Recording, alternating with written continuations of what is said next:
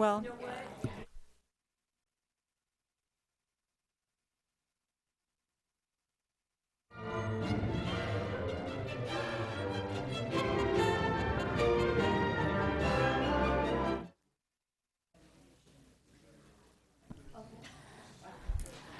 good evening. It's 7 o'clock, so I'm calling the August 8th meeting of the Planning Commission to order.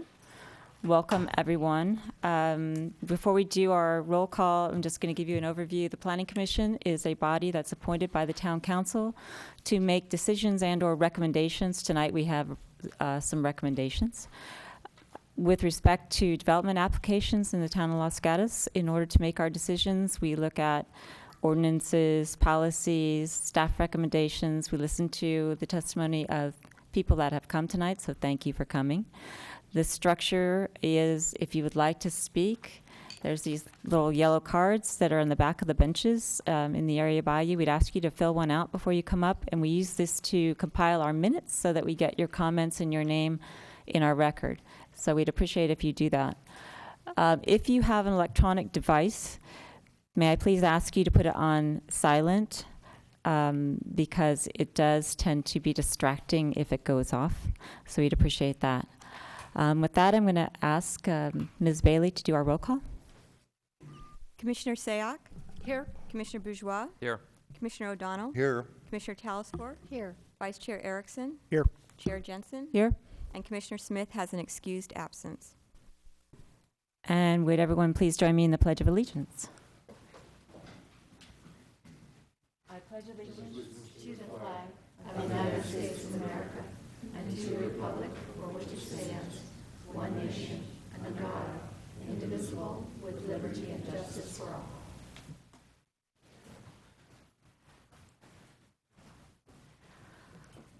Next item on our agenda is the approval of our minutes from our last meeting of July 11th. Did everybody get a chance to read and review the minutes? And if so, is there a motion?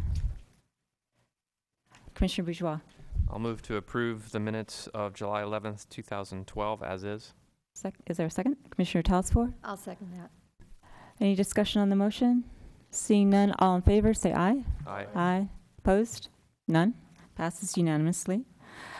Written communications, we do have two, and we're going to take a little break. One of them is pretty voluminous when we get to those items to look at them. And we have one on item 3, which is the Swanson Ford site, and one on item 2, which is the proposed restaurant at 40 North Santa Cruz Avenue. So we do have two desk items. We do not have any requested continuances tonight. Each planning commissioner also serves on subcommittees. We have several, the Historic Preservation, General Plan, North 40 Advisory Committee, and we use this time for members who serve on those committees to give us a report on what they've been doing. Has Historic Preservation Committee met? Commissioner Erickson. So the Historic Preservation Committee met on Wednesday, July 25th, heard 3 items, all that had to do with proposed changes to the exterior of buildings in historic zones, one on Fairview Plaza, one on Broadway, and one on Loma Alta. Thank you. Was there a Conceptual Development Advisory Committee meeting? I don't think so. General Plan, Commissioner Bourgeois. Thank you. The General Plan Committee met earlier this evening. We had 2 items on our agenda. The first was a discussion of some changes to the BMP, our below market price housing ordinance. In the guidelines, they made some wording changes to resolve some confusions and conflicts, and that's going to be going to the council. Since it's not an ordinance or policy issue, it's not coming to Planning Commission. And then longer term, they're going to look at actually revising the ordinance itself. This was kind of a quick fix to remove some confusions. We recommended approval with a few minor wordsmithing items. And then secondly, the affordable housing overlay zones, we looked at the design guidelines. We've been spending a lot of time in that committee developing design guidelines for affordable housing zones in town. And we put the finishing touches on those, and those will be coming to Planning Commission and Town Council. Thank you, Commissioner Bourgeois. And I just want to let those of you in the audience or maybe watching at home who are interested, the North 40 Advisory Committee is actually meeting a week from today, August 15th, at 6 o'clock here. So if you're interested in the North 40 plans, come or watch. The next thing we do is take some time for verbal communications. Verbal communications is a time where anyone who's here that would like to talk to us about any subject which is not on our agenda tonight. So if the item you want to talk about is on our regular agenda, you just do that when it's called. But if you have something that you'd like to talk about that's not on our agenda, you have 3 minutes to do that right now. Is there anybody that wants to talk to us? Okay, I don't see anyone. So we'll move to our first public hearing, which is 381 Pennsylvania Avenue. It's a subdivision application M-10-007. And what we're doing tonight is kind of unusual because we're not actually making a decision on the project. We're not making a decision on the subdivision. What we've done is there is a draft environmental impact report that's been distributed to those who are interested in it. And as part of the process in certifying or looking at an environmental impact report, we, the town, the deciding body, is required to take in public comments. We can do that by email, we can do that by mail, and we can do that here tonight. The Planning Commission won't ask you any questions. We won't take any action. It's just an opportunity for you to put your comments on the record so that they can be incorporated into any changes in the final EIR. So if there's anyone here, I don't have any cards. If there's anyone here that wants to talk to us or make comments on the draft EIR for 381 Pennsylvania Avenue subdivision, now's the time to do that. Larry Arzi, 18,000 Overlook Road. I wasn't planning on speaking on this tonight, but off the top, I did read the EIR, and I disagree that the subdivision is not historical. That when you subdivide in the 1890s and you have a consistency of lot lines for 150 years, that's historical. When you ask for a change, you're upsetting the historical nature of the block on it. Insofar as the comments about the buildings across the street not making a historical district, I mean, that's silly. That's like saying that the old Chart House building is not historical because it has a shopping center building across the street from it. It is nonsense, and we all know that the payer gets influenced when he, or listened to when he hires for an EIR. Thank you. Thank you, Mr. Arzi. Anybody else that wants to talk or make a comment about the draft EIR for the subdivision on Pennsylvania Avenue? Okay, I don't see anyone. What I'm going to ask is that a member of the staff please just make an announcement about how you can otherwise communicate comments during our comment period and when the comment period closes. The comment period for this application or for the draft environmental impact report ends tomorrow at 5 p.m. So if you have any further comments, please direct them to planning staff as a whole. And how would someone who wants to make a comment do that?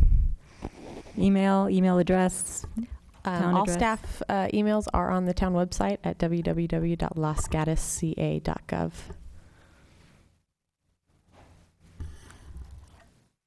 Which brings us to item number 2. And as I warned you, I'm going to take a real quick break so we can read. We've received a number of letters, and I don't think we've all had a chance to look at that yet. We're just going to take a couple minutes to go through it. And please give me, commissioners, a high sign when you've gotten through. Thanks.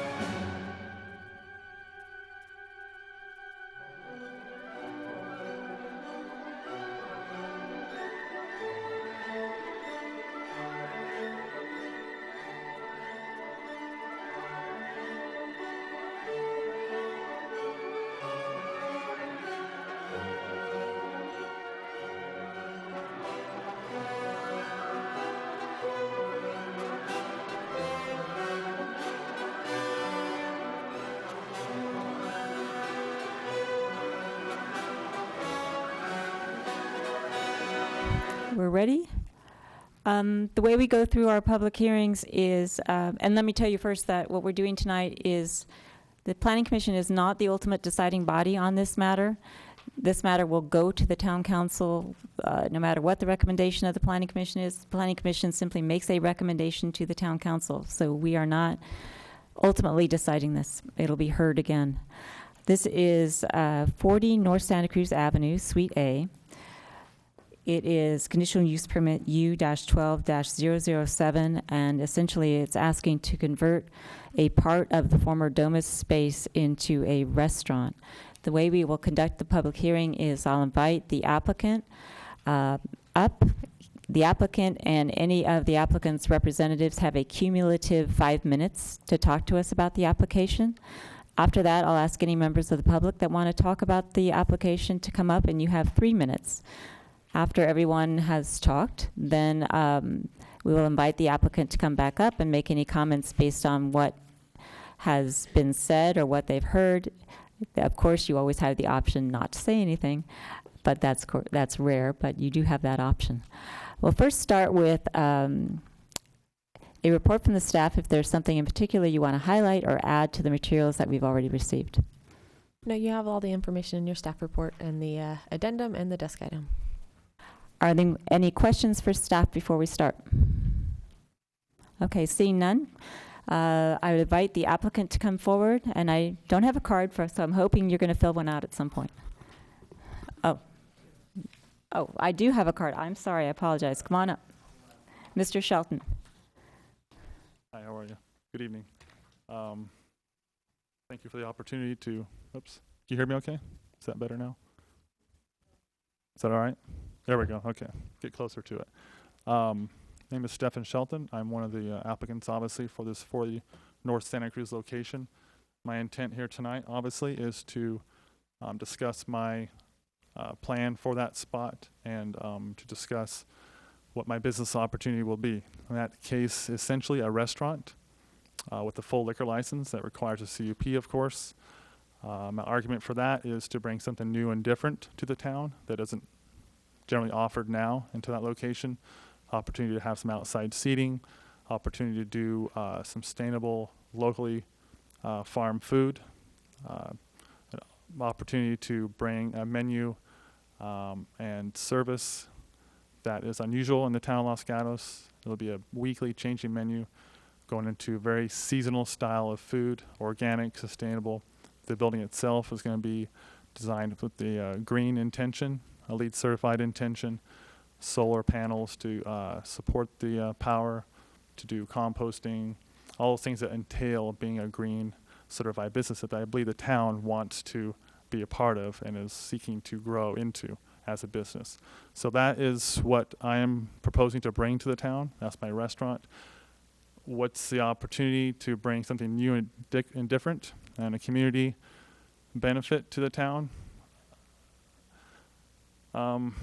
People ask me it every day, and I try to explain what that is, and it's kind of hard to put into words, but really what I want to say at this point is what I'm bringing is more than just a restaurant and a place that's serving alcohol.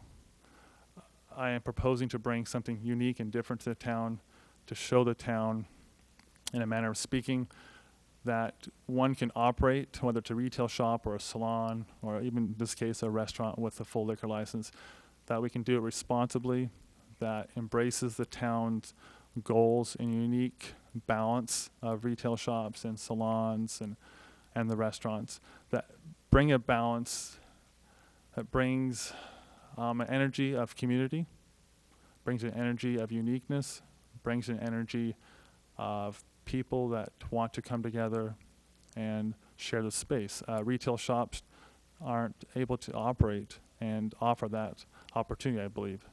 So the comment about displacing retail, I understand it. I have a background in city planning. I understand the process. I understand we ought to have a balance. My argument is that this balance doesn't sway too far because there's only one spot out of the 5 new locations that are offered in that location. So at that moment, I will stop, and I want to turn it over to Jay. I think you want to mention something as well. Are you good? No? Okay. All right. So at that point, that's my story, essentially. I'm just a small town guy, wanted an opportunity I've been working on for 20 plus years. I believe Los Gatos is a place to do it. On that side of the street, it's very few locations that offer that opportunity. This one does that. So that's why I'm here. Straight and simple. Okay, let me see if there's questions for you. Any questions for Mr. Shelton? Nope. No Thank you very much. We'll call you back if, Not a problem. after other people have spoken. Thank you. I have a card from Jim Showalter.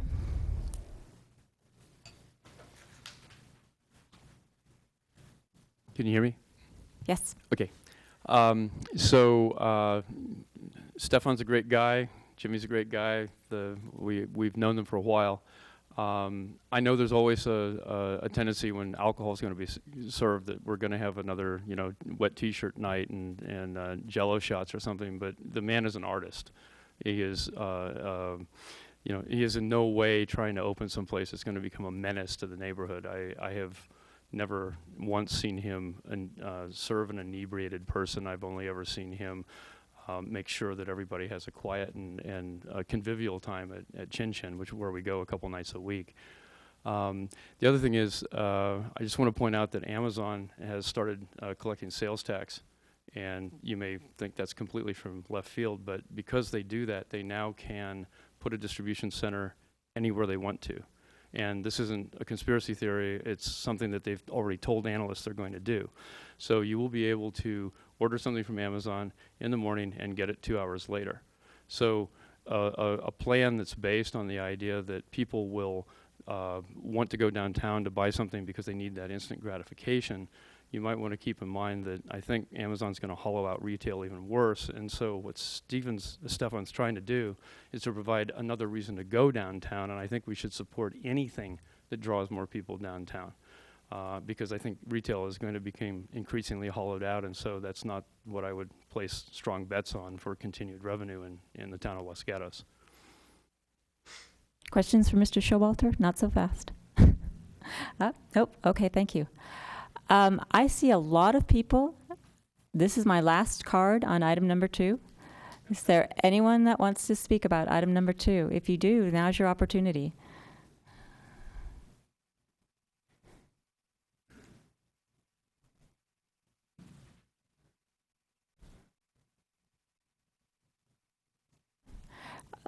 You can actually talk. The card will work itself around. You can just tell us who you are and say what you'd like to tell us. My name's Tom Lawston. I want to let you know that I do support the concept of another small, locally owned restaurant. I think it's really a positive aspect of the community to have a restaurant that's actually operated and owned by a local. I think it'll contribute positively to a vibrant retail environment. I think restaurants are critical if you want to get people to shop. It brings people into town for other reasons, and then after dining, they may choose to shop.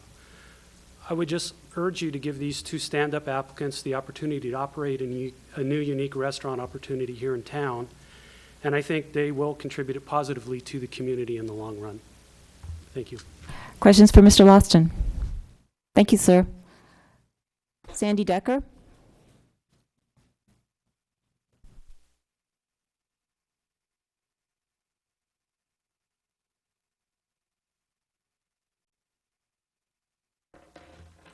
Good evening. I'm Sandy Decker, 45 Glen Ridge. I've read this over very carefully because I've lived in this town for 44 years, and I find it increasingly harder to enjoy it. And most of that's because it's becoming more and more inaccessible, and what I'm afraid of is it's becoming unsustainable.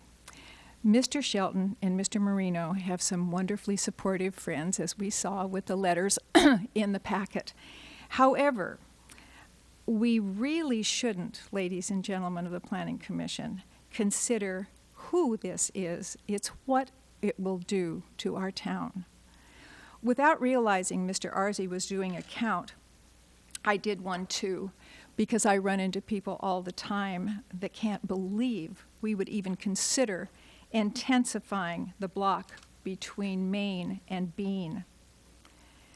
Main and Bean, between the two, have 15 food-serving businesses, according to Mr. Arzi. According to my count, they have 16. Food service business is one of the most intensive uses we have. Patrons and employees both need long-term parking places, which I think we will all agree are in very short supply and many times are non-existent. Please, planning commissioners, keep in mind the general planning policies that rule our town have a very, very, I think, open and honest policy, and it's very clear and very easy to understand. It's policy LU 9.2. When a proposed use displaces a retail place, when a proposed use displaces a retail space in the downtown commercial area, it is inconsistent with our general plan policy. Please be clear in your recommendation, because the town council must understand that you have really taken a good look at this by the time you make your recommendation, and that you make it strong so that you do represent those of us who are here to speak and those of us who are trying to find parking places and live within a town that's becoming very restaurant intensive. Thank you. Questions for Ms. Decker? Okay. And I apologize in advance, Mr. Matulich?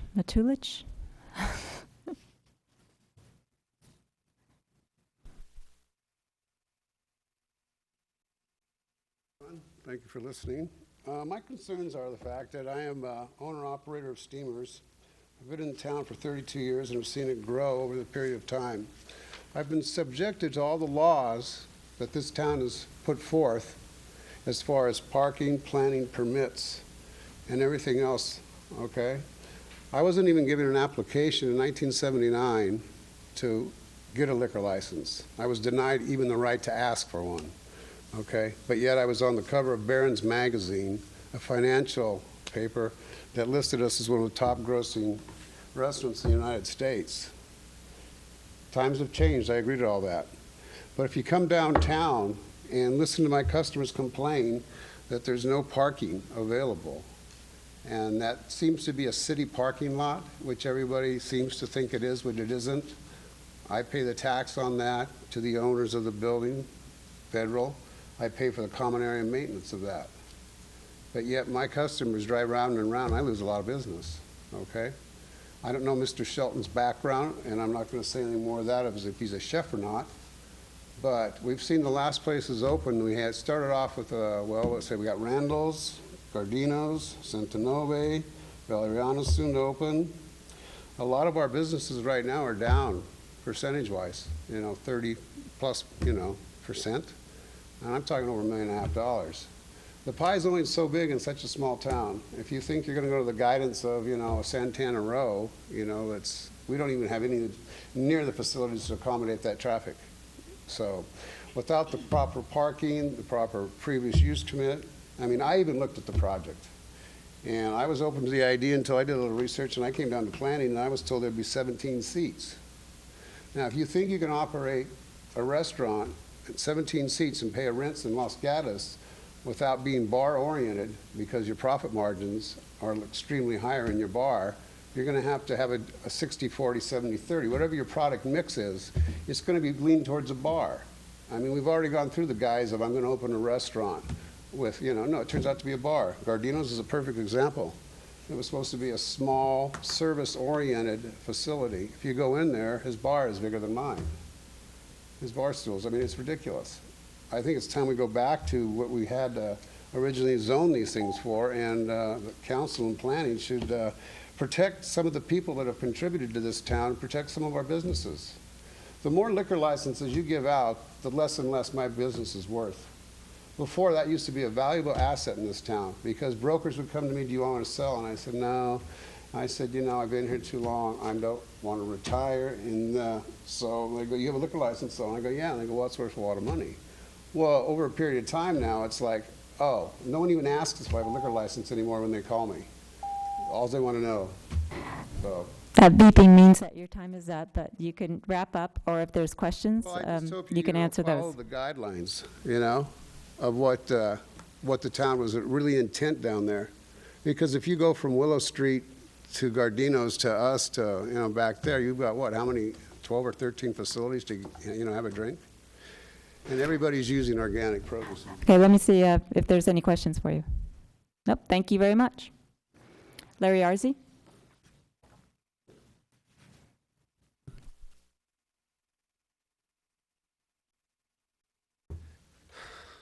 Because of this kind of intensification, I did what Mr. Matlich didn't do. I sold out. And I'm rich. Thank you very much for intensifying the central business district. Here we are again, pitting property owner against property owner, friend against friend, business against business, because we can't get our act together in this town. There is somewhere around 90 businesses on this one section of the street. This includes upstairs and ground floors. Including 2 upstairs restaurants, there are about 60 businesses facing the street. 28 or close to 50% are CUP businesses. 50% are CUP businesses. 11 of those are national chain stores, 15 are restaurants, close to 25%. I can keep this up, but I think you get the point. This is incredible intensification for Los Gatos. It is not so much the granting of another restaurant usage, but the granting of another CUP that bothers me. It has become policy to eliminate small business retail uses in favor of nationals or restaurants. Beware, in the last year, 3 restaurants downtown went broke. You can only slice the pie so thin. If we keep adding restaurants, we'll soon have to help them stay in business. We don't allow more than 20% nationals onto the street, but yet we allow 25% restaurants and 50% CUPs, which create more concern to safety and the health and welfare of that block than the national chain stores. The problem here is the continued granting of more CUPs. So I'd like to suggest, as we did with the national chain stores after that Little American Apparel problem, we placed a hold on all we place a hold on all CUPs downtown until we come up with a similar solution that we did with American Apparel of setting percentages of allowable CUPs. I have 3 buildings on this block that I am still financially involved in. Maybe I should quickly get a CUP for a restaurant. Art with cheese and wine. New concept. I truly believe that one more CUP will not help these tenants. This kind of intensification is one reason we closed the Los Gatos Porch. You cannot operate as a small retailer with these percentages, especially with a lack of infrastructure. Thank you. Questions for Mr. Arzi? Thank you. Those are all the cards I have from, okay. One more. Please just go ahead and give us your name. Sure. Jason Farwell. I'm the managing member of Los Gatos Investments, LLC, who's the property owner at 40 North Santa Cruz. And, I can appreciate the comments that have come before me. We've been in town for a long time. Before this was even a building, it was a gas station. Could you imagine a gas station being downtown in that location?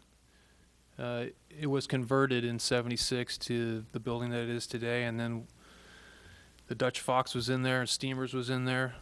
And then as time went on, Domus came in and took over the whole space.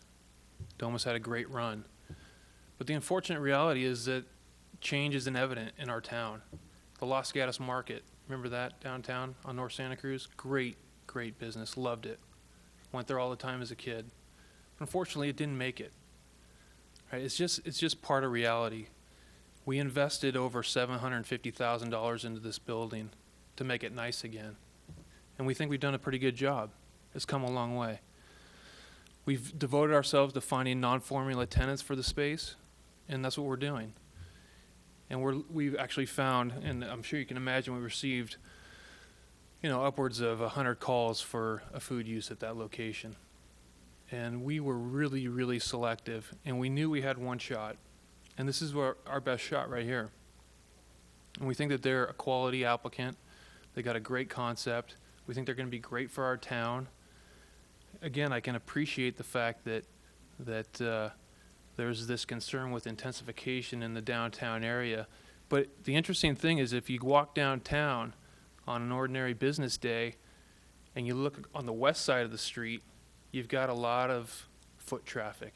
You look to the east side of the street where our building is, there's not a lot going on. There's only one real food use on that side of the street. I don't really consider Andale's a food use, it's more of a to-go, but you got Forbes Mill, that's it. I think by getting a food use into this corner here is going to create more foot traffic for that side of the street. And I think it's a legitimate argument. So, you know, we ask the Planning Commission to really consider this. There have been no questions, which I'm kind of, everybody's so quiet tonight, I'm a little kind of flabbergasted by it. It's unusual. But I look forward to hearing your comments. Obviously, we're going to go to council with this. But whatever direction you provide the council is going to be very, very important. And we respect your position. We hope that you see the value of this particular applicant and the use for this. And again, I also think CUPs are a legitimate control mechanism for the town. They shouldn't be frowned upon. They actually provide the town with the ability to provide feedback to the applicant and set restrictions. It's totally normal. And it's very Mr. common. Farwell, your red light is on, so if you'll wrap up, we'd appreciate it. Yeah, I'll wrap up. Thank you for your attention and time. Thanks. Questions for Mr. Farwell? Nope, thank you. Anyone else that would like to speak before I call back the applicant? Yes.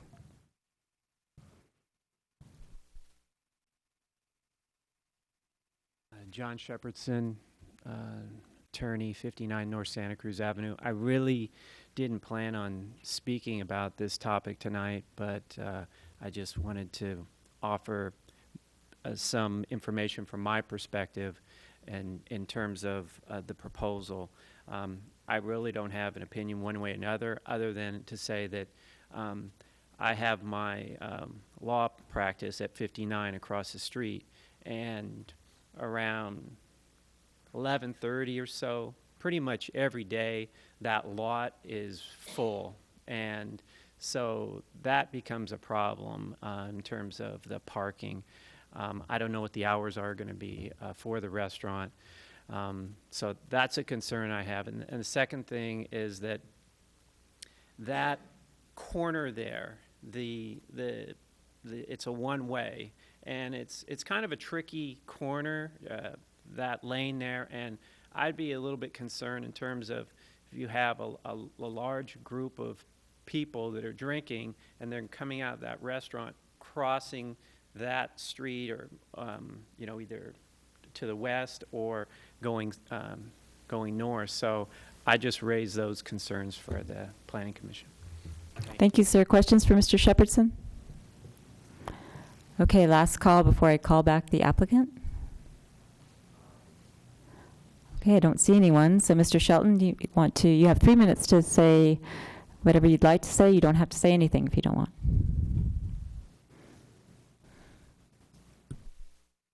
I'll take the opportunity. I'm not quite as nervous now. I'm more relaxed. Yeah, 3 minutes, right? I think Jay said it best, and I appreciate, again, I have a city planning background. I went to school for it, environmental planning.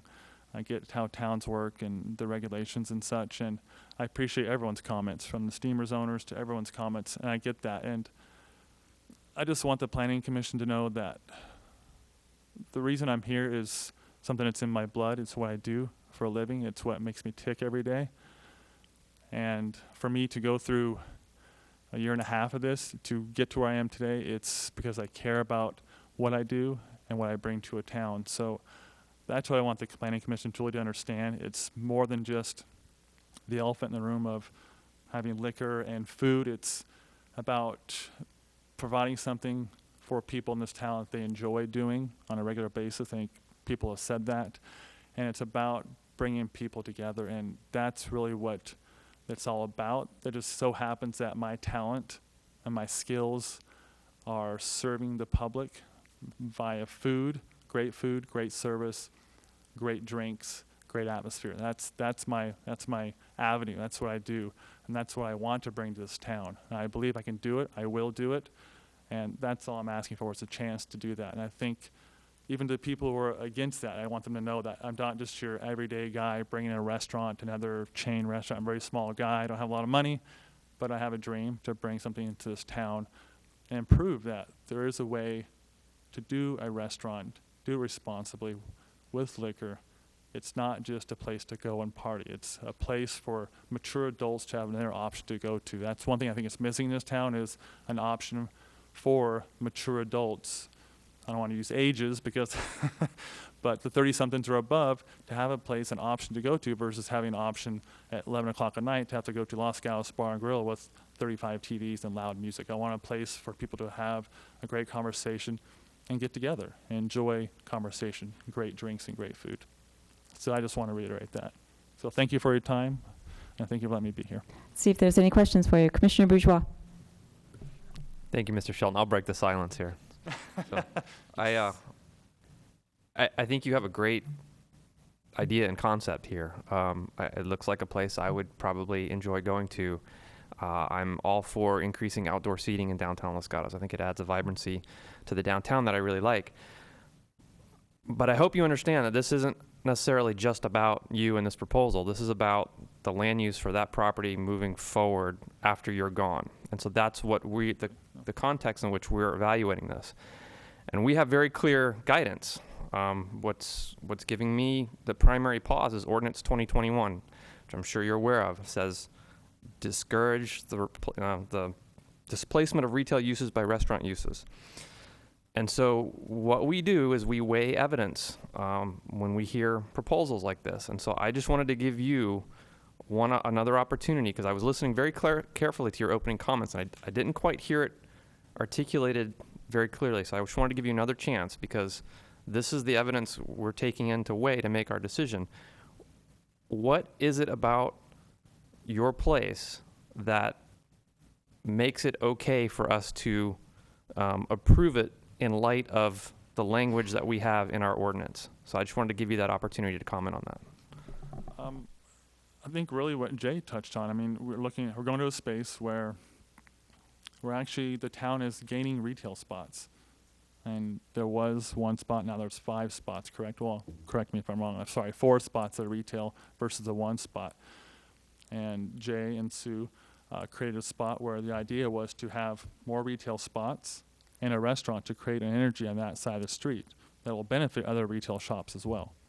So that my argument, I guess, if you want to use that word, argument or debate or retort, will be that we're still maintaining that town goal of 20% or the mix of 80-20, right? So we're 1 spot out of 5. That would be a restaurant. And I will say that also that whether it's a retail spot or a restaurant, I think parking will be an issue regardless, in my opinion. So, okay, thank you. Other questions? Thank you, Mr. Shelton. You're welcome. Thank you. Thank you. Thanks. So I'm going to close the public portion of the hearing, and now what we're going to do as the Planning Commission is consider what we'd like to do. And first I'll ask if there's anyone who has a question for staff. Commissioner Talasfor.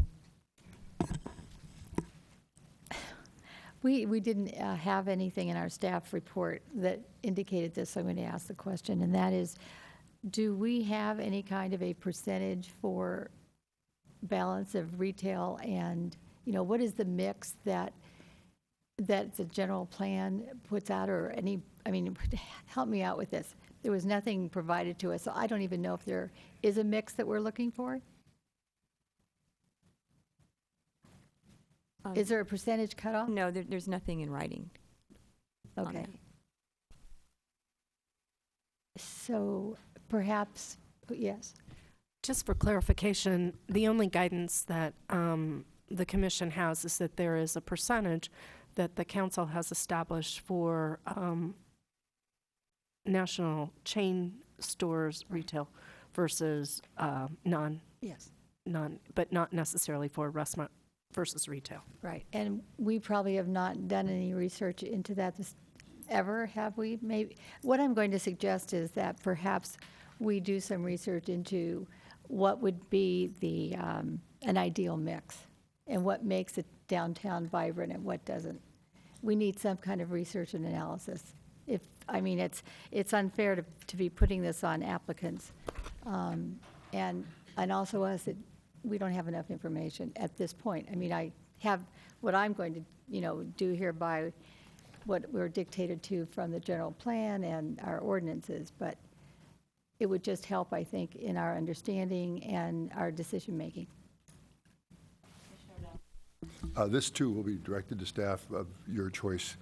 From what I can see, the policy, LU 9.2, doesn't deal with statistics. It deals with the change of a retail use to a restaurant use. So it wouldn't make any difference what the statistics were.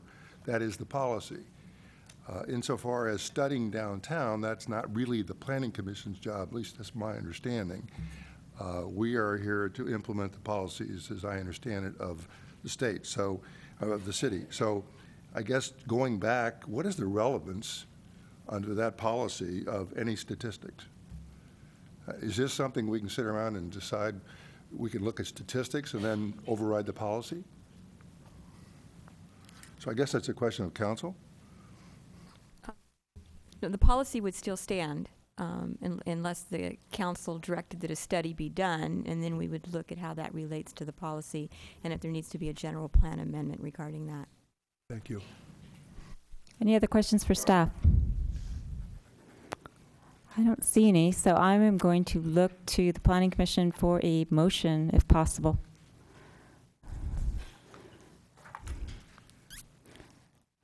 Commissioner O'Donnell. I will make a motion that we deny the project because it conflicts with Ordinance 2021, and we would recommend denial of the application to the Town Council. And in support of that, I would say that I am not looking at the particular applicant. I'm looking at the proposed use. And if that policy is to mean anything, I think we would have to recommend denial. So that is my motion. Second. Seconded by Commissioner Bourgeois. Are there any comments or questions regarding the motion? Commissioner Erickson. We need to be very respectful of both the ordinance and the general plan. When I read the ordinance, if I can quote from the staff report, it says that Ordinance 2021 is intended to discourage the displacement of retail uses by restaurant uses. I won't finish it out. So the word uses could be interpreted as counting the number of businesses. It could also be interpreted potentially as counting the square footage of use. So I would like to compliment the property owners for taking a space which had a single retail use and creating the opportunity for several small retail uses in the space, which I think they've achieved by providing an opportunity where we are, as a town, trying to encourage small, locally owned businesses. So the property owner clearly has changed the property consistent with what the underlying intent of the general plan and the direction for the central business district. It's not clear to me whether we are supposed to make the judgment on the basis of square footage or number of uses. If we're supposed to make the judgment on the basis of number of uses, effectively this proposal and the way the property has been transformed by the property owner would increase the number of retail uses in the town. It's not clear to me what the direction from the town is, given what the town council is, given however that absence of clear direction from the town council. I'll be supporting the motion. Any other comments or questions on the motion? Commissioner O'Donnell. Just one thing I'd like to put in the record for the council to consider. The applicant here, the property owner, had a single use there which was retail. The applicant chose to split that single retail into 5 spaces. If our policy is to allow property owners to split up their property and then bootstrap that argument by saying, well, it used to be 1, now it's 3, and therefore I only want 1/3 of it to be restaurants. I don't think that's a long-term successful policy. So here we had 1 use, Domus. Now we have 4, which apparently are retail, 1 which is retail unless we change it. This is not meant as a hardship for the property owner or the applicant. But I think whoever said about Amazon, I think it's absolutely correct that maybe the town needs to look at what's happening. But fortunately, that's really not our job. That's the town council's. Other comments or questions on the motion? Okay, we have a motion in front of us made by Commissioner O'Donnell to recommend denial of conditional use permit application U-12-007, seconded by Commissioner Bourgeois. All in favor say aye. Aye. Opposed? Passes unanimously. And it will be heard by the town council. And I don't know if we have a date. We'll notice that. Is that correct? Yes, that'll be noticed. Thank you.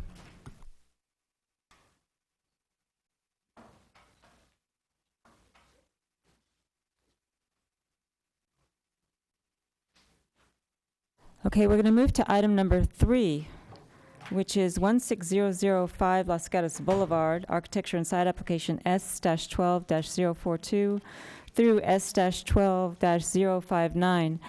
We did have a desk item on this, which is just a sheet with pictures of materials and light fixtures. Did everybody get a chance to look at that? So we're not going to take a break for that. We can ask the applicant when he comes up. What I have asked Ms. Bailey, and I hope Ms. Avila is going to do, is to give us a very, very explicit recitation of exactly what the Planning Commission is allowed to do with this and what the Planning Commission is not allowed to do with this. This is a plan development. We have a plan development ordinance that's been voted on and approved by the town council, which has allowed certain uses on the property at certain densities. And what it's come back to the Planning Commission for is an architecture and site review. And so what, in particular, I think we're interested in is what's our discretion to review? Can we look at, for example, the circulation and roads? Can we look at the location of the open space? What is it that we get to look at, and what is it that we don't get to look at? The PD ordinance has approved the density, as you mentioned, up to 30,790 square feet of commercial space and 25 residences, inclusive of 3 BMP units. Generally, the building size and location has been set by the PD.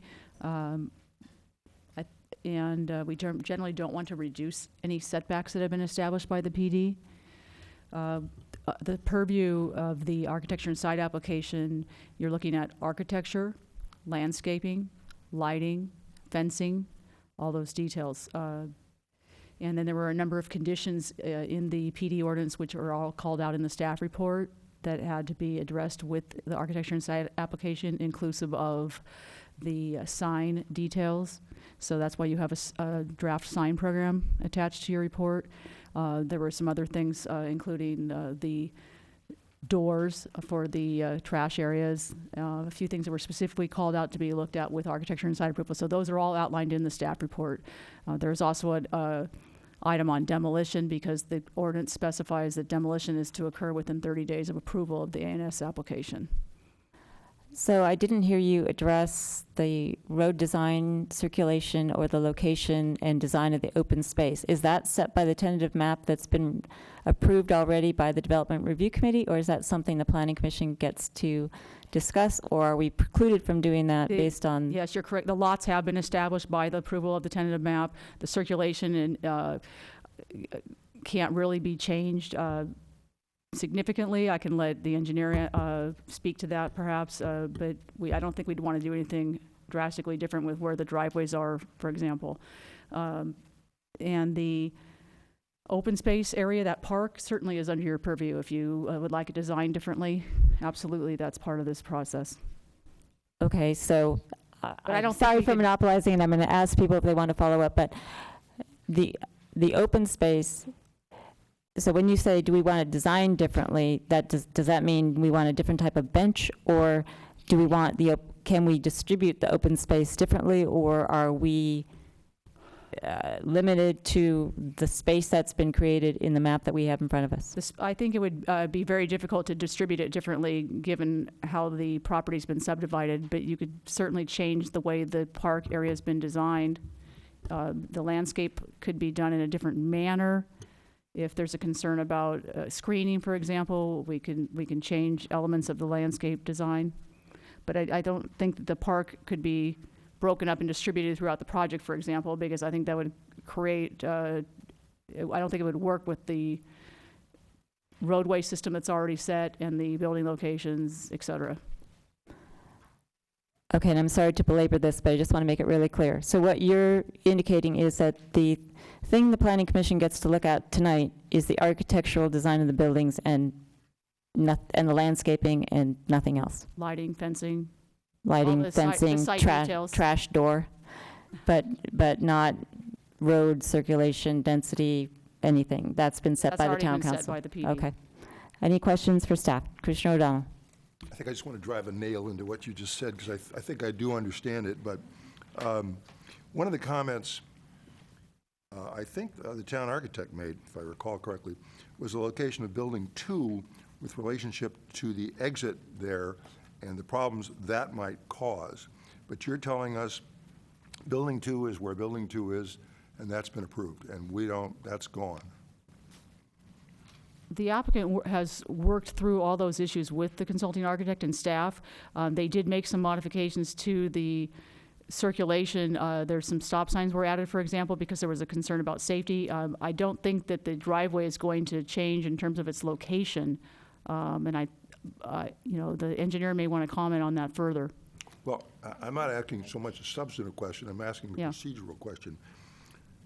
I don't want to revisit something we can't do anything about. So if we thought, as was suggested, that because of the location of Building 2, it's causing a problem on Placer Oaks, it would be too late to raise that issue? Is that what you're saying? Commissioner O'Donnell, maybe it would help if you refer to the exhibit from Mr. Cannon. I guess I know that we have that part of our packet. This is A1.0? Oh, and Cannon, I'll go to Cannon's report. Yeah, the concerns raised regarding the circulation, I think it's Exhibit 7. Is that right? Yes, it is. Yeah, okay. I might also say in passing, which maybe we should get into now, there are a number of comments on that, in that Exhibit 7 that I don't see responded to or changed or anything else. But I just wanted to start with where the chair had gone, because it's going to be a much shorter evening if we're so severely limited. Let me find that. I have it actually in front of me. It's Exhibit 7. So, Mr. Cannon. Yeah, I'm looking at 3 and 7. Right. We have comments that he indicated that he has a problem with the placement of Building 2, with parking between Los Gatos Boulevards in conflict with the town's commercial design guidelines. He also talks about in paragraph that's number 2, potential circulation conflicts, and in number 3, walking in the parking lot as a potential public safety hazard. Are you telling us that those have been addressed by the staff, or are those something that we get to discuss tonight? I believe those things were resolved through discussions with the civil engineer, the consulting architect, and the project architect. And I think the project architect will probably speak to that when they come up to present tonight. Could I follow up on that? Yes, please. We've got the letter, which is Exhibit 7, raises a number of issues. We have the staff report, which just kind of blows right past that. As far as the record now reflects, the changes either were made or not by looking at the documents, and they weren't made. If you look at comment 1 of that letter, where it says 5824 parking lot should be located behind or to the side of the buildings facing Los Gatos Boulevard wherever possible. And he notes that's not what's happening here. And then he says, which is a classic, I feel that this location is acceptable. However, one consequence of the move is the parking lot next exit to Placer Oaks is very close to the Los Gatos Boulevard intersection and could result in some circulation conflict. So if he's not acting as a professional, but he's telling us how he feels, I guess I'm wondering what is the scope of our ability. Normally, the town council has told us to pay attention to the town architect. But when I get into language like I feel like, notwithstanding what the rules are, it's okay here because the people across the street did the same thing. I don't feel we're bound by that comment.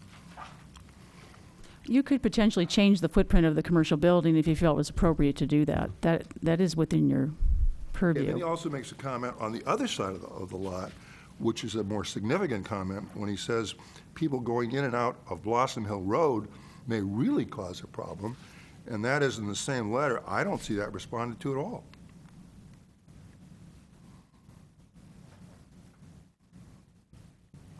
So, I mean, the letter itself, in large measure, has not been responded to, and if you think it has, I would like to have somebody from staff show me where the responses are.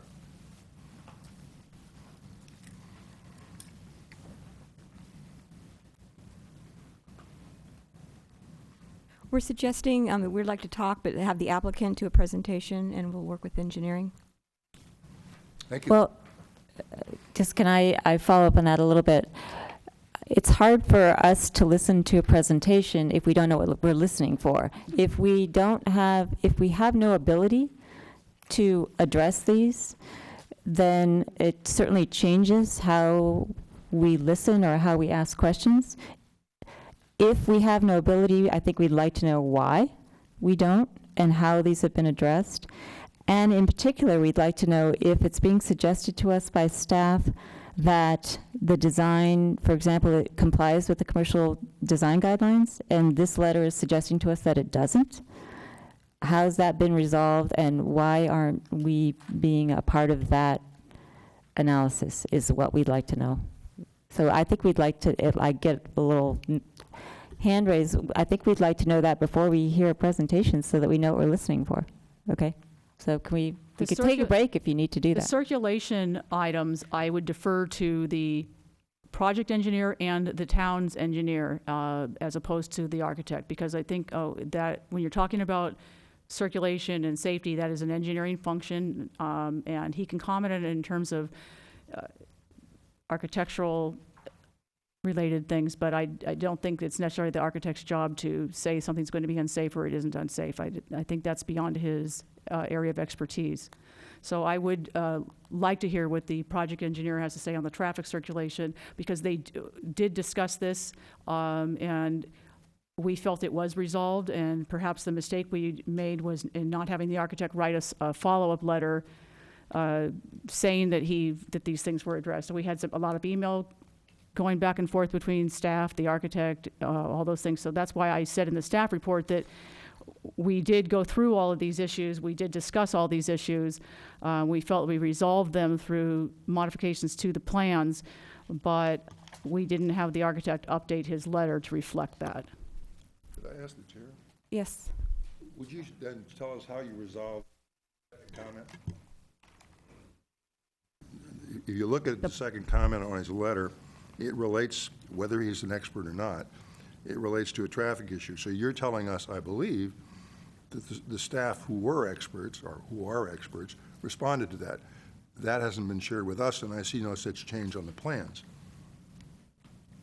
The parking? No, the access. The access. We did not, I don't believe that the determination was made, and I'd like to hear what our engineer has to say about that, but I don't think staff felt that that access was an unsafe design. So on 2, when it says the bottleneck could result in traffic backing up onto Blossom Hill Road as shown on the retail center plan comments diagram, you decided, or somebody decided that they could just ignore that? The engineers felt that that was appropriate the way it was designed. So we got to ask the engineer about that. Okay, I'm going to use chair's prerogative to go out of order on our normal process for hearings, and I'm just going to ask the engineer to come up and take the podium, and give us a presentation of what was done with respect to the circulation, how it was resolved, and what we get to do.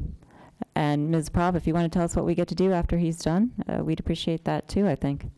So can we ask the engineer to come to the podium, please? Or he's, okay, staff, he can sit there.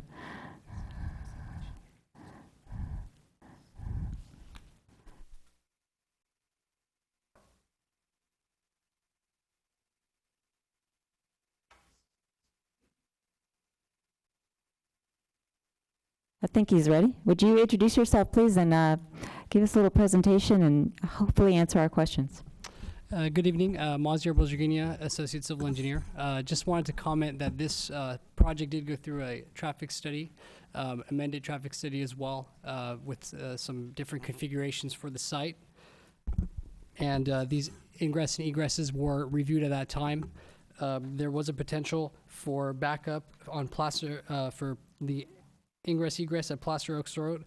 Therefore, one of the offsite improvements is to construct a median curb there so that it would restrict the left turn movement. And that there was no issues. There was no issues at the Blossom Hill Road at the time of the review. Did you discuss this with Mr. Cannon? How were the comments that Mr. Cannon makes in our Exhibit 7 resolved? I apologize because I did not see Mr. Cannon's comments before this packet. So I did not have an opportunity to review them beforehand. So okay. Commissioner Talsworth. So are you telling us that you haven't had a chance to study this problematic area that was identified by Mr. Cannon? What I'm stating is that we've reviewed this project site circulation, ingress egress with the traffic study, and at that time there was no issues found with the configuration of the slot. Was that prior to this letter from Mr. Yes. Cannon? Yes, that's correct. Okay, so to answer my question, you haven't re-reviewed this perhaps problematic area since this letter? Correct. Okay. Okay. Thank you. I'm going to ask Ms. Prop. We've had identified in our staff report, Exhibit 7, a letter from our town architect, which is raising a lot of concerns. Our town engineer is telling us that he's only seen it tonight. I'm wondering if it's appropriate for us to continue this item so that it can be properly studied. So just to respond to Commissioner O'Donnell's questions and the questions of the commission, is the town architect is, the purview of the town architect is to comment on the architecture and the site design related to the Arc and Site application that's before you tonight. And those are within your purview to discuss. The fact that he's asked questions about or raised issues about traffic would not have been something the town architect does not. It's not in his assignment to review the traffic studies that have been done. The architect doesn't usually meet with the town engineers or the project engineers.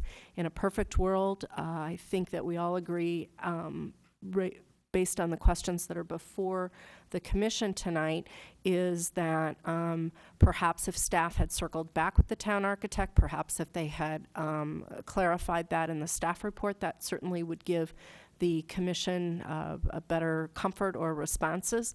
It's my understanding that there were traffic studies done, that they have been studied by the town engineers, and the town has its own traffic engineer, and so that would not be an area of expertise for the architect. It's merely raising questions. That being said, I would recommend that the Planning Commission proceed with the process tonight, hear the staff report, ask your questions, allow the applicant to make a presentation, and then if you feel that your questions have not been adequately responded to or your concerns addressed, then that may be the opportunity that if it's the Planning Commission's desire to request a continuance for further information, then that certainly would be in the Planning Commission's purview. But we would recommend at this point to proceed with the hearing to determine whether or not your questions can be responded by the parties that are present here tonight. Well, let me ask you a question.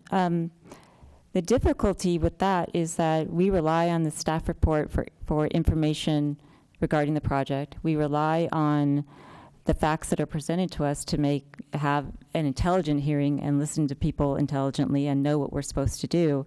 And we've been told tonight that we have an exhibit to our staff report from our town architect. I know he normally does architecture, but his entire exhibit is about circulation, except for the last paragraph. And it seems like you're asking us sort of to ignore it and assume that the architect would have said, yeah, it's all fine, but we have an engineer who hasn't even seen it before tonight. So my difficulty with your recommendation, I'd love to, hear what you have to say, is that it's very hard to go forward on assumptions and then basically saying, well, the architect doesn't really get to talk about circulation. So if you say to us, for example, circulation is not in your purview, you can't talk about that. All you can talk about is the paint color. That's a different thing. If you're going to tell us that we can talk about circulation and we should just consider it, then I have difficulty, and I don't know what other people can certainly weigh in going forward with the whole presentation, only to get to the point where we say, we really should have had this addressed. So I'm just unclear about the value of us going forward without knowing what the resolution of this is. Part of the PD process would have been the traffic studies, the circulation proposal, and that would have been reviewed by town staff and covered as part of the process. So generally, that would already have been determined. However, that doesn't mean that because this is before you, that you can't ask those questions. And what the town associate engineer indicated tonight is that while he hadn't addressed or seen the questions from Mr. Cannon, certainly the engineering department, it's our understanding, and they can speak for themselves, is thoroughly reviewed this project as well as the circulation element and can address those questions should the Planning Commission have those questions tonight specific to these issues and can address them during the hearing process, even if they haven't seen the comments before tonight. But again, it isn't in the architect's expertise that while they can ask the questions, they can't make that determination that says there is a problem with the circulation. It's based on their feelings or their experience. They've got questions about it that they then defer to staff to look at. Then if you're not satisfied that staff or the applicant can answer all of those questions this evening, then that would be grounds for you to ask staff to return with more complete information. I'm very interested in the comments or questions of other commissioners. Commissioner O'Donnell. With all due respect, and I understand what council has said, part of my difficulty is that when you look at Exhibit 7, whether it's really funny. We've been told by the council to pay attention to the town architect, and now we're getting distinctions.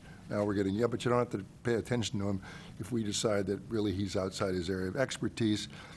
But the staff report kind of glosses over that. It doesn't say anything about that except, oh yeah, we worked it all out. So then we say, well, how did you work this out? And we say, well, golly, they must have worked that out in the past when they did their traffic studies. Now, no matter whether his expertise is this or not, if somebody says that entrance and exit on Blossom Hill looks like it could be a real problem, I guess it triggers in some of our minds that, yeah, I mean, that really is common sense and it looks like it. So if our staff has looked at that and figured out, hey, notwithstanding common sense, it's going to work fine, then we would expect to hear that. And secondly, when we talk about Placer Oaks Road. Same question, because when this conversation started was, what do we have jurisdiction over tonight? What should we be doing? I think I just heard that the location of Building 2 is not sacrosanct. If that's the case, the scope here is really big.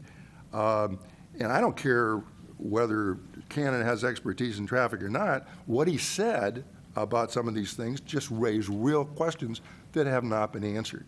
So if what you're suggesting is, notwithstanding that the staff has not addressed those subjects for us, we should listen to all this, not knowing what the staff's position is, and then close the public hearing, and what? Give the staff a chance to go home and respond to this? I'm confused. I'm all for the efficiency of moving forward, and I'm perfectly happy to listen to the applicant. I feel bad for the applicant too, because if you read the staff report, you wouldn't think that Cannon's letter would be an issue. So it's like the applicant's getting a surprise. I know I'm getting a surprise. So, if I obviously defer to the chair. If we're going to go forward, we're going to go forward. But I think we've got some real problems in this matter, besides whether one fence is made out of metal or wood. Other commissioners, what's your feeling about how we should proceed tonight? Commissioner Erickson, did you have your hand up or not? You were just looking at, okay. Anyone have any view on going forward, or requesting that staff give us an answer to this question, or getting more clarification about what we get to look at? I'm just looking for other people's positions on this. Commissioner Bourgeois, do you have your hand up? I agree that, I'm still not clear as to whether even we should be talking about this issue. On the one hand, if we can, then I think we weigh it like we would any other evidence. We have expert opinion on one side from our traffic engineers, the study that was done during the PD, and now we have this opinion from the architect, who's not an expert in the field, but it's kind of a common sense argument. So I think we just weigh it like we would any other evidence, but I'm still not clear whether or not we should even be talking about this. So, Commissioner Erickson. This is really a question probably likely for the town attorney. If I read the ordinance that was passed creating the plan development, section 2 actually it establishes the zone and authorizes, if I read it correctly and understand it correctly, authorizes construction and use of improvements, and it generally describes those. It doesn't specify the location on the site for any of the particular improvements. It just limits the number, or specifies the number of them. So it doesn't, and there's nothing that I can read in a quick reading of the PD ordinance that was adopted by the town council that specifies where the building, where any particular structure goes or doesn't go. It leaves that to the official development plan and the architectural and site application, which is the hearing on the architectural and site application, but it specifies that who has the authority for the architectural and site application decision is the Planning Commission. So it seems like to me, other than the number of the specified uses and the number of them, that where they are and how they fit and what the circulation is not specified in the PD ordinance. The PD ordinance does specify the setbacks. It says the minimum setbacks are documented on the approved plans. I'm looking at performance standard number 6 on page 3 of the PD ordinance. And it says that the minimum setbacks permitted are documented on the approved plans. And then we also have another condition on house size, which says the footprints, square footage, and height of each house shall be consistent with the development plans. And I don't think there is a lot of room to start changing footprints and making a lot of adjustments, because that was already established. The size and footprints and square footage and height of each house has already been set by this. So, I think you have some flexibility, but not a lot. Okay. Let me just see if I can ask it this way. I'm looking at section 5 of the ordinance, which is on page 2. And it says the attached Exhibit A map, we have that, and it's just basically a diagonal in block that is the lot. And Exhibit B, paren development plans, are part of the official development plan. The following must be complied with before issuance of any grading or construction permits. Then it gets to number 1, and it says, the official development plans and this ordinance establish the allowed uses and intensity of development. The official development plans are conceptual in nature such that minor deviations may be approved through the architecture and site approval process, that's us. If necessary to achieve architectural excellence, and to me that means paint color. And the Planning Commission shall be the deciding body. So my question's, we don't have Exhibit B. We don't know what the official development plans are. Is that the tentative map that says where the road is, that says where the access is, that says where the buildings are, that's already been approved by the DRC?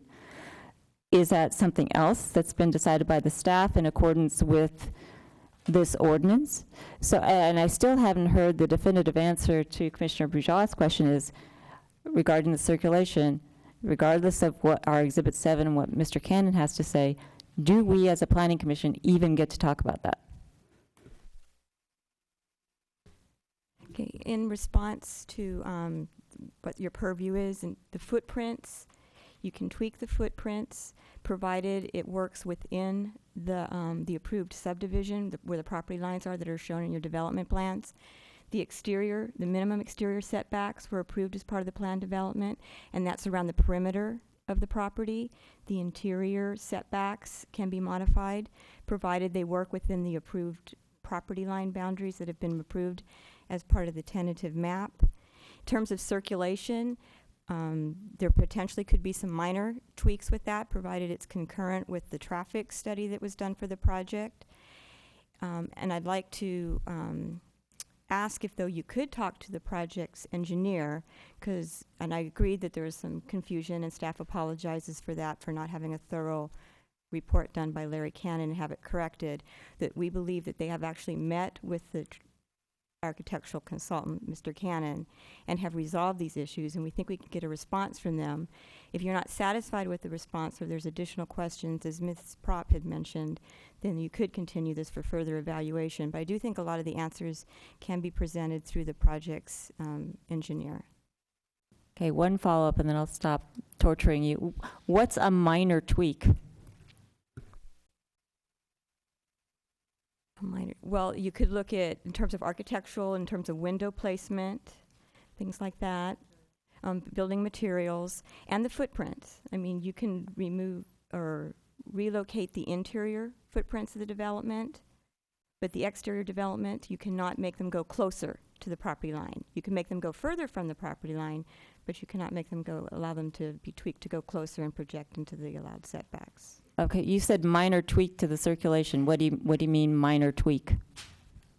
Well, the subdivision has established where the driveways are. If they could be moved over a little bit, that would be okay. But you can't move them over a lot where it go over a property line. Okay, a foot, an inch, a half block? You'd have to ask the engineer. Okay. It depends how the circulation works, and it won't impact circulation on exterior streets. If I may, just as an additional piece of information, just essentially the lot lines, given the tentative map's been approved, the lot lines need to stay established. If you need to move, if it's the desire to move the footprint slightly where it does not affect the lot lines, that is something that you do have the that you may be able to review. But as long as the lot lines are not affected, that is the main concern. I have not seen I guess, is it a recorded subdivision map at the moment? No, currently the tract map is being reviewed and being finalized. The tentative map has been established. The final map is essentially the same lot line configurations as the tentative map. Well, we don't have either, I guess is what I'm saying. That is correct. It's already been approved. Well, if we can do minor deviations to a document we haven't seen, that even makes it harder, doesn't it? The plans that you have do show the property lines. Which plans do we have? It's in your packet. Those are. There's a Oh, lot of you mean plans which in my sheet? packet. You mean I'm which looking sheet? at A10. Is that one of the plans? residential site plan is sheet ARSP, and it is actually posted on the wall behind you as well, behind Commissioner Erickson. AR what? SP. SP what? I think what I heard you say is that the tentative map has been approved. The tentative map has the lot lines, it has the driveways, it has the road, it has the access, it has the open space. It's been approved by the Development Review Committee. The Development Review Committee was established as the deciding body with authority to do that by the Town Council, and it's done. Yes. And so we don't have anything to say about that. Is that correct? We have something to say about window placement and architecture. Is that correct? That is correct. Well, okay. That's, there's two site plans. The sheet A 1.0 is the site plan that shows the commercial component. And that's like the second sheet of the page plans. Just to follow up on that, if I may, that being the case, and I can certainly accept that, that will really narrow our conversation. But within the architectural site, for example, I think Mr. Cannon comments on the garages behind the townhouses. Now, I assume that kind of comment is within the purview of architectural site, even though I don't know how you solve the problem he's commenting on, nor has anybody suggested that it was a problem, except he did. But I think, I guess what I'm hearing now is we can forget the prior half an hour or so of discussion. We can ignore almost all the problems that Mr. Cannon has raised, except things like the back garages, things like that. Is that fair to say? See, they changed the back design based on his comments. According to Ms. Avila, she says the garages have been redesigned, though it's not noted in your report, to meet Mr. Cannon's requirements. Nor is it shown. This is just a secret. I mean, it's crazy. Let me see his report.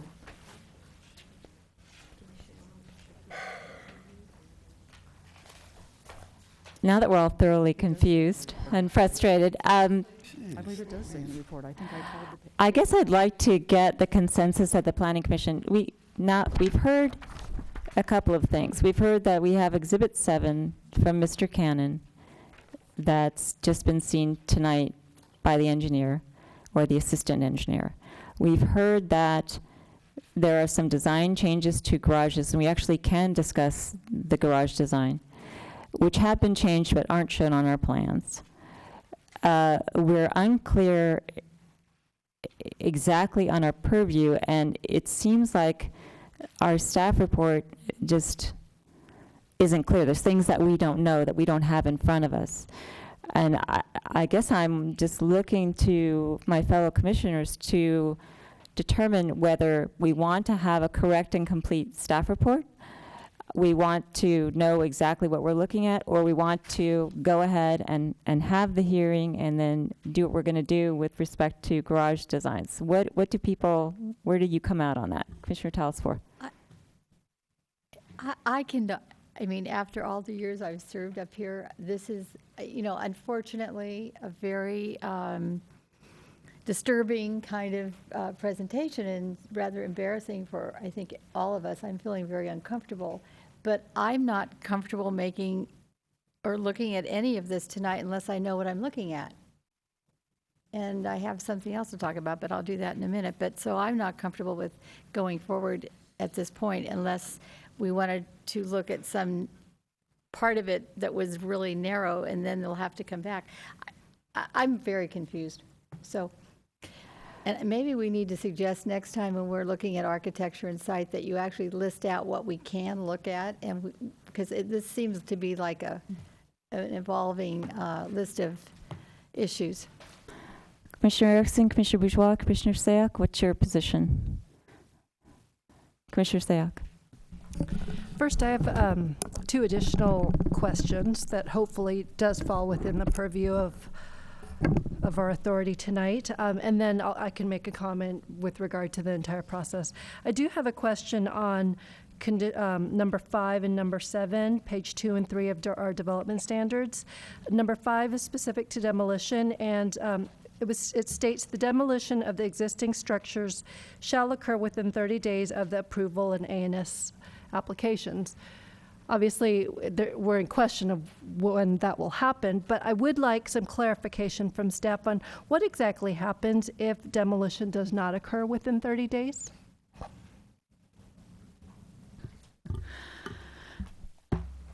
The applicant is prepared to start demolition within 30 days.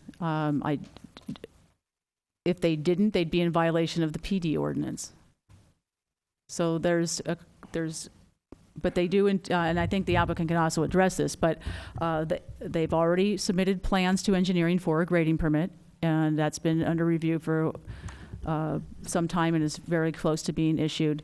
And they've also discussed with the building department how to get a demolition permit, and they have all of their sign-offs that they need for the permit, with the exception of the West Valley Sanitation, which they're still working on. But the applicant is aware of that condition and is prepared to start demolition within 30 days of approval of the application. Okay. And if I may have a follow-up, there's a difference between demolition and breaking ground on the project.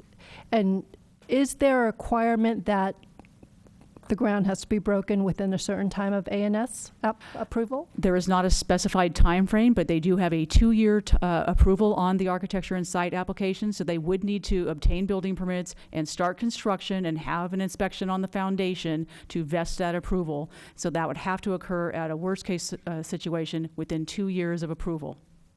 Within A&S approval, or within 2 years of A&S approval, they would have to actually start construction and have an inspection on the foundation. Okay. And my second question is with regard to number 7, project phasing. I know I had raised this when this came before us, and many iterations have occurred since then. I know the concern that I had raised when this was brought forward was in terms of phasing. I was concerned that the residential would be built before the commercial. And I understand that this tries to mitigate that, in that the 11th market rate unit, I'm assuming for residential, cannot be issued until the building permits of the commercial is done. My question is there anything we can do to ensure that the commercial occurs first, so that the frontage on Los Gatos Boulevard is not unsightly as it continues to be now? That particular performance standard, number 7, is actually aimed at getting the BMP units constructed at an appropriate point in the construction of the residential. That isn't pertinent to the commercial portion of the project. That is the reason for that standard is because we don't want the BMP units to be the last 3 units built in the project. So and that's really no the intent behind that. I do believe the applicant intends to construct the commercial at this time. They are already working on obtaining tenants. They have 2 tenants interested in occupying the commercial portion of the project, and they may be able to address this further, but they are talking with tenants and trying to establish the tenant mix right now. So as far as we understand, they do intend to move forward with the commercial portion of the project, in a timely manner, and not build the residential and not the commercial. I understand that the intent, but I've also heard that same intent on another project. Yeah, we don't have a condition that requires them to construct the commercial before the residential. And so my question is that no longer applicable, so that we can't specify this project phasing? Is this number 7 is done so that it cannot be changed or edited or modified in any way? You cannot amend the PD ordinance. That would have to go back through the town council.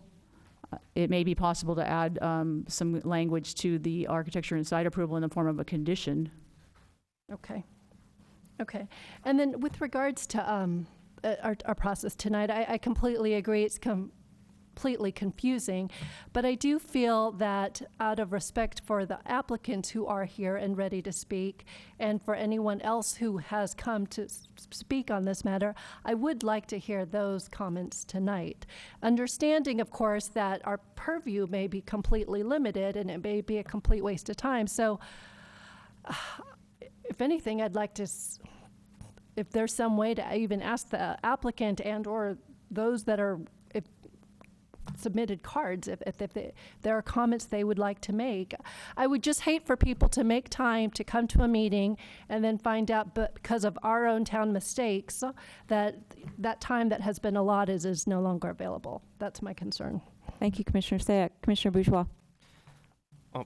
I largely concur with Commissioner Sack, but I prepared for this meeting assuming kind of the typical limited purview that we have, and that the PD was approved, and that the footprints of what I was looking at were going to stay, and that we had, so that's how I prepared for the meeting, and I haven't heard anything that changes my mind that we have a very limited purview here tonight. So I'm prepared to move forward under those assumptions. But if we do have a larger purview, then we need answers to some of those questions. But I haven't heard anything that leads me to believe that we do have that. Commissioner O'Donnell. I agree with what Commissioner Bourgeois said. I think our purview has been now discussed. I'm perfectly prepared to accept that it's a very limited purview, and that's fine. So I don't have a problem with that. I have a little problem with the condition of the record, and in particular the staff report, because a number of the things we've heard tonight is just not there.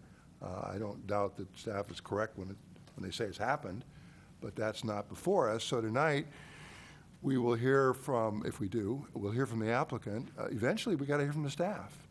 And I think it would be unfair to expect the staff to be able to amend or supplement their staff report tonight. So if everybody says, fine, we're going to go forward, but I don't know whether it's going to be kept open, because then the applicant's not going to know what the staff report is, because the staff report, I think, ought to be finalized. So I guess the question would be, if we're going to do this, I'd like to do it. And I'd like to save everybody time and everything else. But I'd also like to see a staff report that backs up the things I've heard tonight. And that is not within the ambit of the applicant to do that. That's the staff's job. So if everybody thinks we can close the public hearing tonight and receive at some point an amended staff report and not have to open the public hearing, I'd like to hear that. Commissioner Erickson, we haven't heard your view on this, if you have one. I was, as Commissioner Bourgeois did, prepared for the meeting, assuming the same limited purview that would be typical. I share Commissioner Sayak's concern about asking both the applicant and members of the public who are genuinely interested in the project not the opportunity to speak, but sometimes that happens. And that shouldn't trump getting it right. And I'm sure the applicant will come back again. And hopefully those members of the public, if we were to decide not to hear it, would come back again. It's not, I'd be happy to move forward tonight. It's not clear to me, however, if we did, that we would at the end, not presuming the answer, but that we would take any action. So it's not clear to me that if we move forward, that the outcome might not be to continue the item. So Let me ask, I think it'd probably be Ms. Prop. Do we have a procedural option to listen to the applicant, ask questions, and listen to anyone? And I only have one card from a member of the public so far. Take that testimony as we would, for example, on item 1. Here are our comments. And then bring it back for a decision once we have the information we need from the staff? Or must we go forward and make a decision one way or the other tonight? As indicated by Commissioner O'Donnell, you certainly do have the ability to, you've already opened the public hearing for the purpose of taking information from staff. You can, you've already opened the hearing. You can open the public portion of that hearing and hear from both the applicant, members of the public. And at that point, if you believe you have adequate information and your concerns and questions have been answered tonight, then the commission could decide to close the public hearing and deliberate and make a decision. If at the conclusion of the public portion of the testimony tonight that you feel that you still need a revised staff report, supplemental information, then the recommendation would be at that point to leave the public hearing open, continue the matter for the next available date when the staff can come back with additional information, and in conjunction with the applicant and certainly the members of the public that are interested in this project available, and then keep the public hearing portion open at that meeting, take whatever additional testimony or hearing information that you need, close the public hearing, and decide at that point. Okay, so I'm going to just take the prerogative to call the applicant forward. Let's hear what you have to say, and then we'll decide as a commission whether we want to keep the hearing open or we think that we're satisfied with what we've heard, so that we can make a decision. So, sir, please identify yourself and fill out a card before you leave here tonight. Thank you for, my name is Kevin Dare with CHL Ventures. We are the applicant. Thank you for this time. I just kind of want to cut through some of the key issues here. First and foremost, I agree with Commissioner Bourgeois and Commissioner Erickson as it relates to, we have an approved PD, and moreover, we have an approved tentative map that clearly defines and delineates each of the building footprints, all the circulation. So as it relates to the defined purview, it seems we have a very defined scope in terms of the buildings, because it's, again, a PD that's approved as well as the tentative map that's approved. So we're under the assumption that we'll be able to move forward based on that and be able to discuss kind of, we had talked about kind of the limited purview. My question, if that's not the case, is what makes this atypical? Why is this different than any other application? And that doesn't make any sense to me, because it seems to me that it's very defined.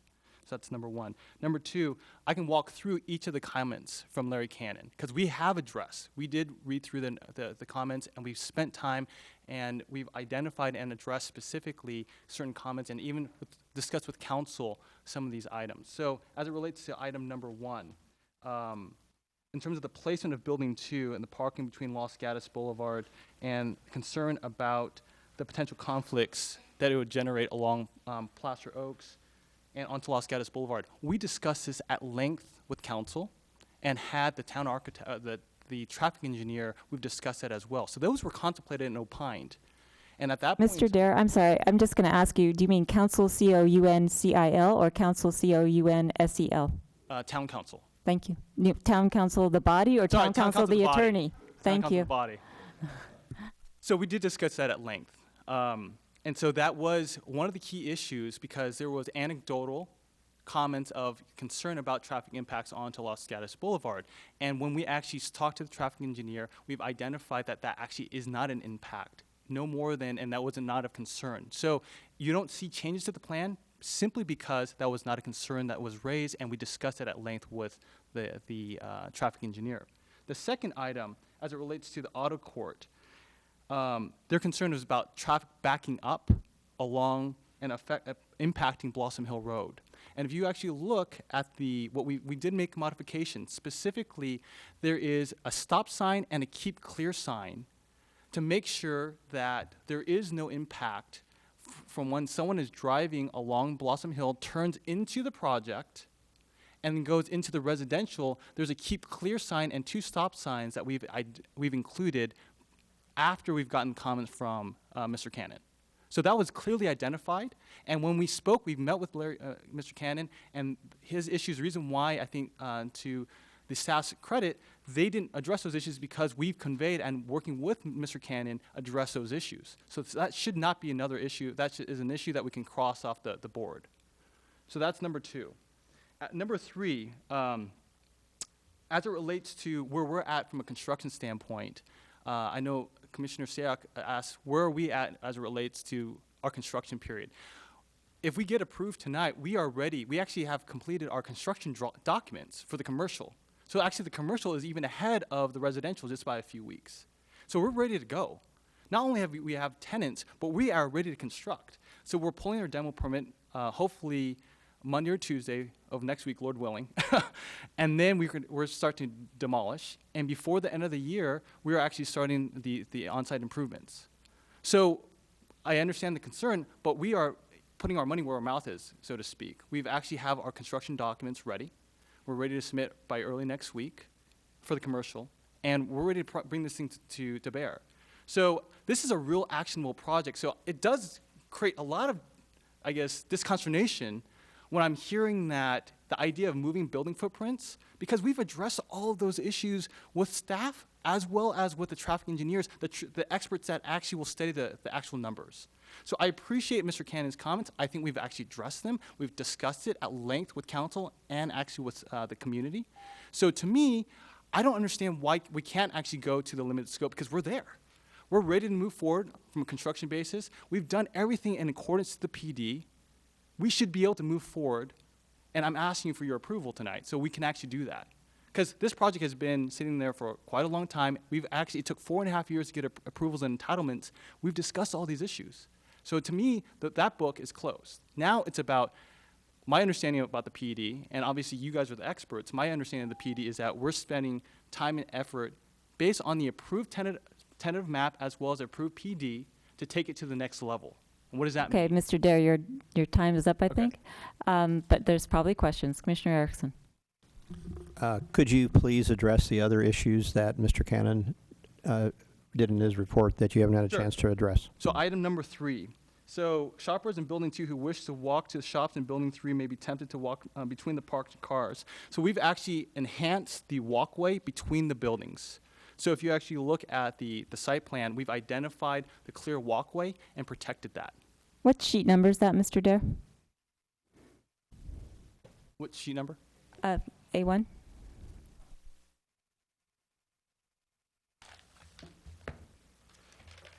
So as you can, there's a direct access point, and we actually have a safe harbor location right in between the parking stalls, between buildings 2 and the shop, retail shops 1.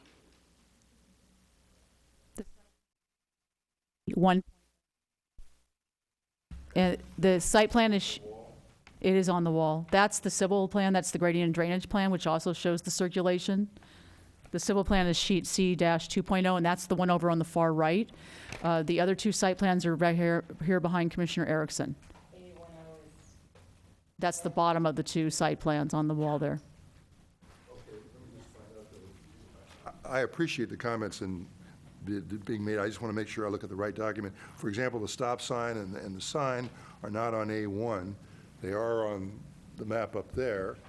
And what he's talking about now for the pedestrian crossing, apparently it's not on A1 either. It must be on another document. So I just want to get which documents I'm supposed to look at.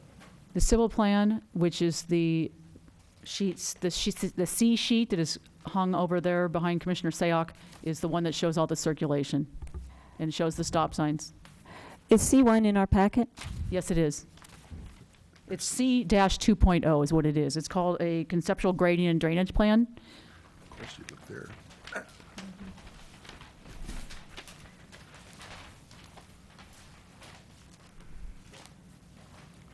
So could he continue then and show where on C20 what he's talking about is? So as it relates, so we've, instead of adding an additional crosswalk, we've enhanced the existing one. So there is actually, so they would walk from building 2. Mr. Dare, is it possible for you to put this up on the overhead so we can see what you're referring to? This was it, I don't know. Enhanced it.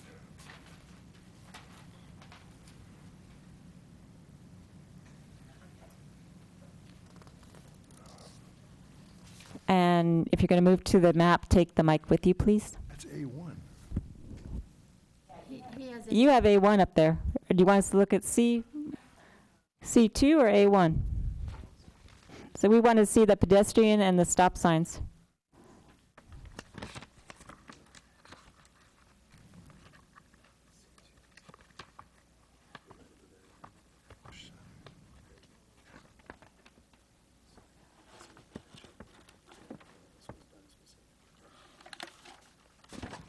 Here's the stop right here. It says stop. It's hard to read, but it says stop. Good for you. You got This may better. something. It's upside down, so it might, I guess, be better if it was right side up, but. Jeez, this is like crazy. This says keep clear, or clear, yeah, keep clear. If you're going to follow that direction, that's, I love it. I love it. I love it. I love it. this is horrible. Well, it's the And it's staff gonna get screw up is what it It's is. going to get worse when these, I guess, are changes back here. Oh, my God. All the things around the conceptual grading and drainage plan? Okay, Mr. Dare, is that C2? This is C2, sorry. Okay, can Yeah. you show us where the stop signs are? The stop signs are There's right another here one right here. and right here.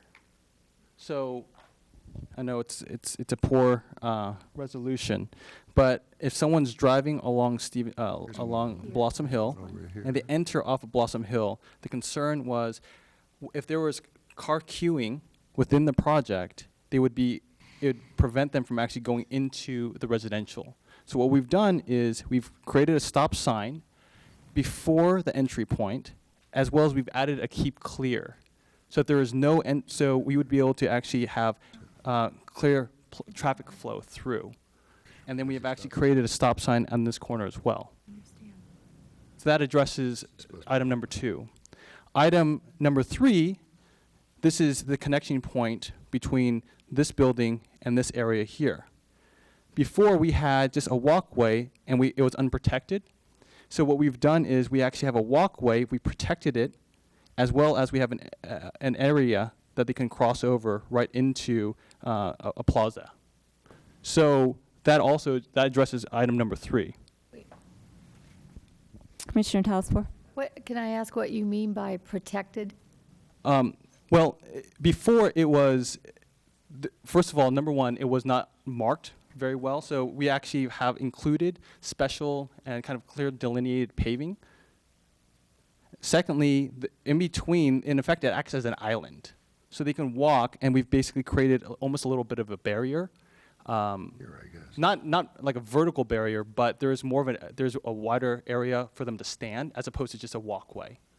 So when you're walking from here to here, basically in between the street, there's a midpoint for them, and there's basically no stalls for them that they have to walk around or next to. So there's basically a barrier right in the middle of the walkway.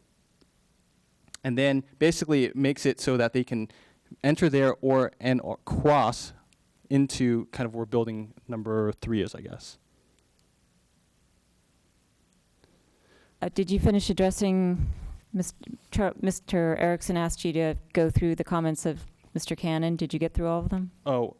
As it relates to item number 4, the precise design for the fence separating the retail and the residential portions, we actually have that in the landscape plan. Let me see.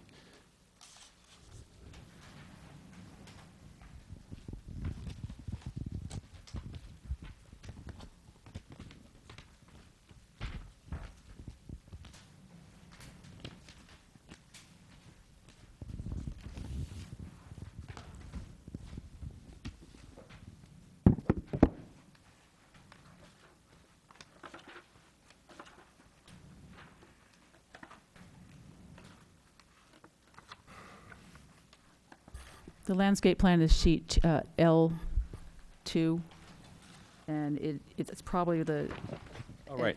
L2 and L1, the last 2 sheets of the plan set. That's great. So what we've identified, and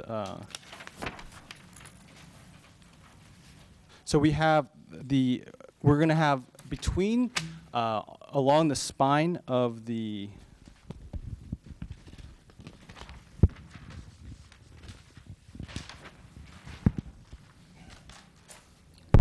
And tell us what you're looking at. Is this what is This what is sheet are you A1. on? A1. So I'm looking at A1 and L2, so flipping back and forth. So in between the property of the commercial and the residential, along this line right here, we're going to have a wrought iron fence, and that is reflected in L2.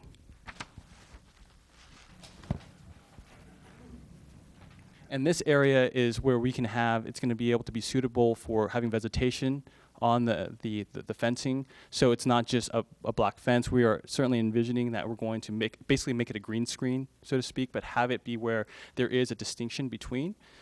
And then there is no fence area in between the park area and the commercial.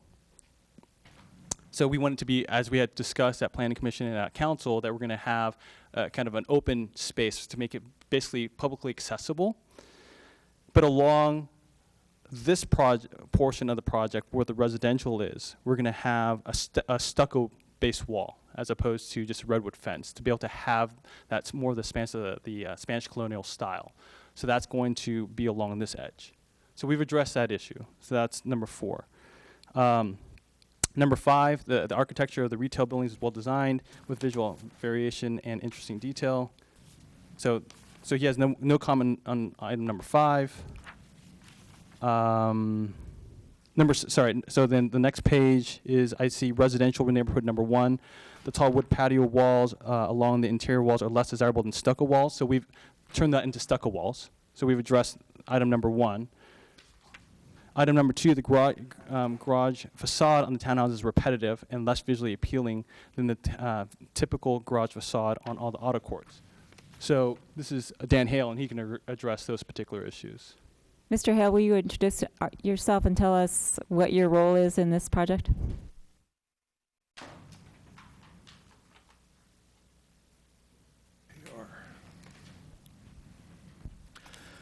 Good evening. Dan Hale, Hunt Hale Jones Architects. We are the residential architect for the project. I think Mr. Cannon's comments were constructive and appropriate. And this elevation shows you the revised townhouse elevation, which are, I think what he refers to as the garage doors that face the front doors of the others. So the changes we have made from the previous submittal to respond to Mr. Cannon's comments include the following. We have included... Can I stop you for a second? We can't quite see the sheet number there. Do we have that in our packet? ARTH4. It's towards the end of the packet, probably about 6 or 7 pages from the end. ARTH4. It's not in the AR, it's not. So I would agree that previously the elevation of the townhomes was a little bit monotonous. So we started with including different size and different window grid patterns. We call it grid patterns. That starts with giving some variety. Then we added different style shutters. Previously we had all the same style shutter. So we have different style shutters, which if you think then that they will have different color on them, gives another level of variety to the buildings. We've added different pot shelves. They used to be all the same. Pot shelves are window boxes that go under the window. So we've added different window boxes within the different plan types. Additionally, we've started to add what we call them trellises over the garage doors. What they do is these are wood elements that stick out about 18 to 24 inches. Many times you get vines growing on them over the years. And then it starts to break up at the ground level, the pedestrian level, kind of the continuous garage door effect. So we think within the elevation of the townhomes, we started to create a pattern and a rhythm that provides variety and opportunity and addresses Mr. Cannon's concerns. Questions? Thank you. To continue on number 3, that's a comment. There's no question there. As it relates to item number 4, we've actually included stamped concrete to actually increase to address his point about having some type of special paving. So, and then the last comment is related to the 2 parking stalls at the end of the project. And so in terms of addressing this particular comment, one thought that we had was that we could actually, the question was who's going to use those 2 stalls for the majority of the time? It's going to be people that live there or people that know the project. And so when you drive in, one option is to actually include a larger mirror at the end. So when someone can look down, they can see if there is actually a parking stall that's there. So kind of a half-dome mirror, so you can actually see and basically easily tell if something's there or not. So that was one way that we thought we can address that particular issue. So besides that, that's why I really believe that we have addressed each of the comments. And they're very fair comments, and I think we've actually addressed it and spent time considerably thinking through those things. So with that, I don't know if you have any other questions. Other questions for Mr. Dare? Commissioner O'Donnell. The last point you made about putting a mirror there, When one drives down to the end of that long, I hesitate to call it a cul-de-sac, how do you turn around?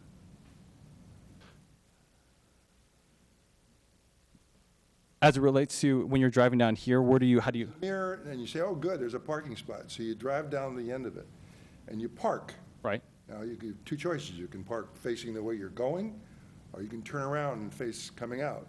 There is no cul-de-sac bulb on that, is there? No, you just make a 3-point turn. So if you're in a stall, you just back out. You can go. And so the two parking spots we're talking of are, would you just point them out? They'd be right here. They're basically they'd be parallel to this unit right here. So Okay. it'd just be as if you're parking in the garage, So but you just uncovered. You just pull into That's that right. and then you back out. That's right. And those would be guest parking? Guest parking. And we have substantial guest parking along this entire edge. So it's, those two stalls, I think we can address it. I don't think they're not going to make or break accessibility to guest stalls because we have so many of them on site. Thank you. Other questions? Commissioner Talsfor. Yes, I have a question about the open space under the performance standard. Yes. Open space. And it said the landscape plan shall provide details aimed at strengthening the integration Yes. of the open space with the residential development. Frankly, I don't find that open space integrated at all with the development. And I'm thinking, you're speaking of the residential development, correct? That's what we're talking about? I find it, we have houses all to one side of it, and I'm just having a hard time seeing how the landscape is going to integrate it into the development. Sure, that's a fair question. So the question that we asked ourselves, right, is that what is the purpose of this space? Right. Right? So it has to serve, if you remember the original plan, we actually had the open space over here. And the comments that we consistently received was, it's not integrated.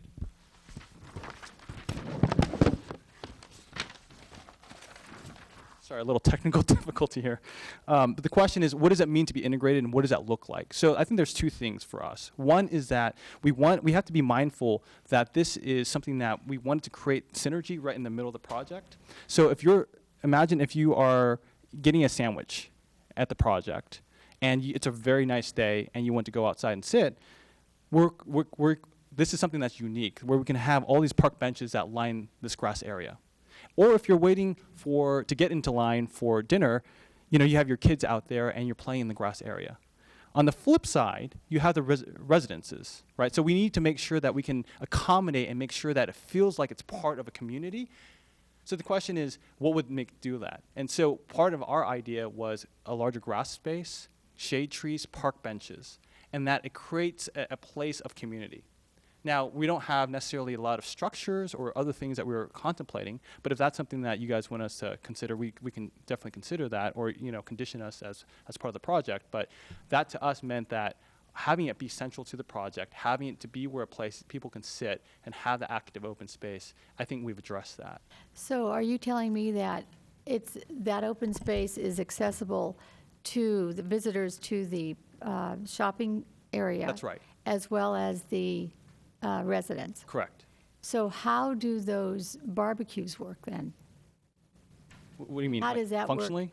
work? Does that mean if I decided that I wanted to go have a barbecue there, I could do that, even though I was just shopping and I didn't live there? Yeah, the barbecue concept, we can actually pull that out if you don't think that makes sense. But the idea was to have a place where, residences, you have 25 homes. There is a common area space for them to come in and use. And, we can securitize that, maybe lock it or whatever that is, so it's really only the residences can have access to it. But the idea was that we wanted to have some type of amenity that would actually be useful for the people that live here. Okay, I still don't see how the landscaping is strengthening I guess maybe the question the is, integration of the open space with the residential. See, I find it very isolating. I don't know what to say. Maybe a reconfiguration of it, I don't know. That's all, thank you. Other questions for Mr. Dare? Commissioner Bourgeois. One clarification, one comment. When you said Getting back to the traffic issue, especially the ingress egress on Placer Oaks, you said you went over that with council.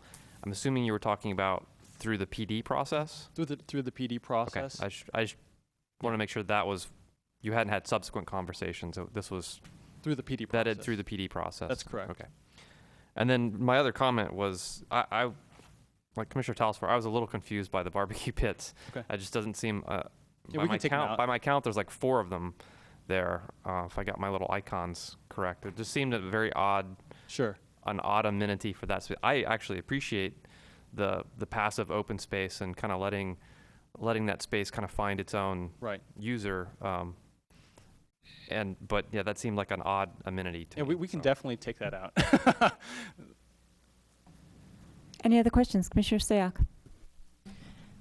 Mr. Dare, so you mentioned that you guys are basically ready for the commercial demolition as well as construction. One of the conditions, I know that during the PD process there was significant neighborhood concern over the increased traffic, noise, dust, et cetera, everything that is associated with it. And one of the things that we implemented was condition 123, which was neighborhood construction management plan. Yes. And it says it's a weekly neighborhood email notification program. Has that been initiated? Is that something that you plan to initiate as soon as you get approval? Yes. And can you remind me that neighborhood construction, what's the radius? What is considered your neighborhood and who will be receiving those? As it relates to, and I don't know if we've actually defined the actual radius clause. I guess I assumed that it was immediate neighbors that are adjacent to the project. I know I've talked to Ms. McDaniel several times, just in general, and so she's going to be in many ways kind of my open line of communication, but we can define that. Okay. Just let us know what that looks like. My concern is that in 2 weeks, school is going to start, Yeah. and we have significant construction now on Los Gatos Boulevard in front of Roberts and I can't remember, but it's at the corner of Roberts, Shannon, and Los Gatos Boulevard, which is access to Fisher. And so I know a lot of kids who are riding or biking to school are now planning to use Blossom Hill Road as their way to get to Fisher to circumvent all that traffic.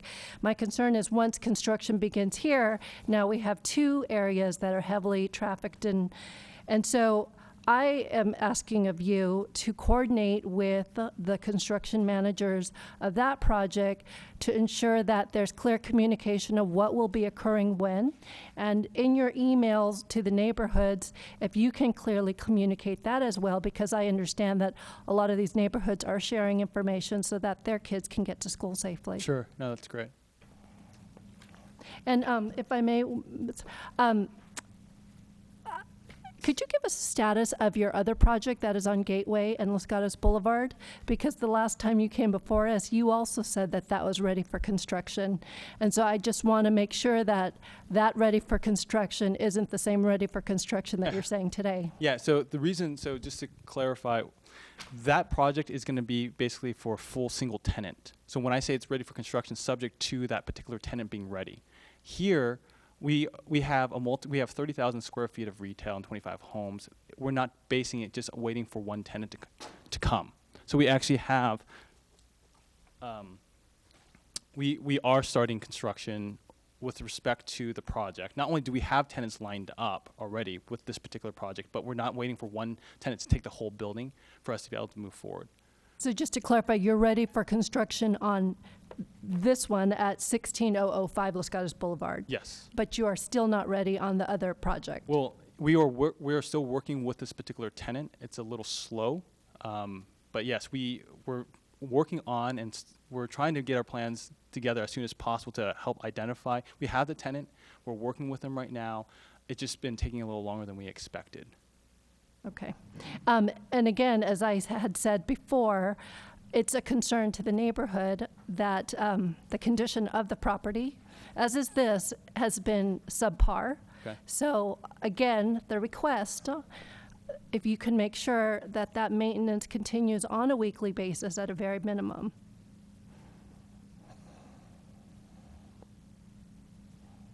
Understood. Other questions for Mr. Dare? Commissioner Talsfor. I was taking a look at your Boulevard Retail Center. Did you, is this, I found it interesting, but is this something that is from the architect? From you? Who is this from? Who developed this? The sign,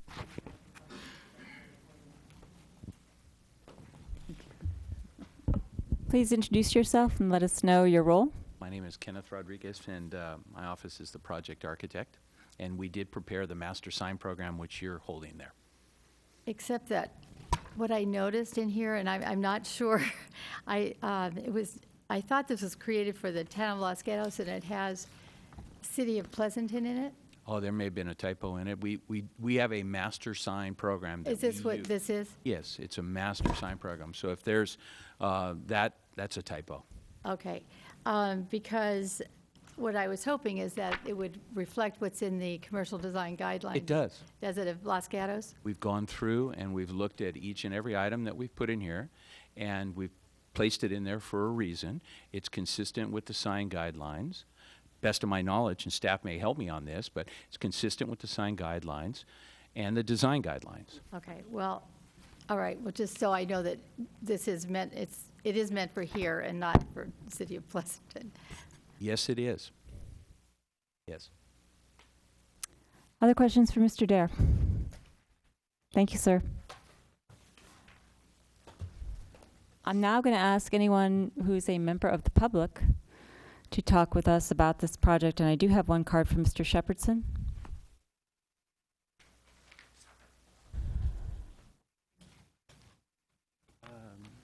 I was wondering if I could see, we could put on the Elmo the landscaping plans. Yeah. Mr. Shepherdson, we'll get the staff hopefully to help you with that. Can you give us a number that you care about? Is that L1? I don't have a number for it. Yes.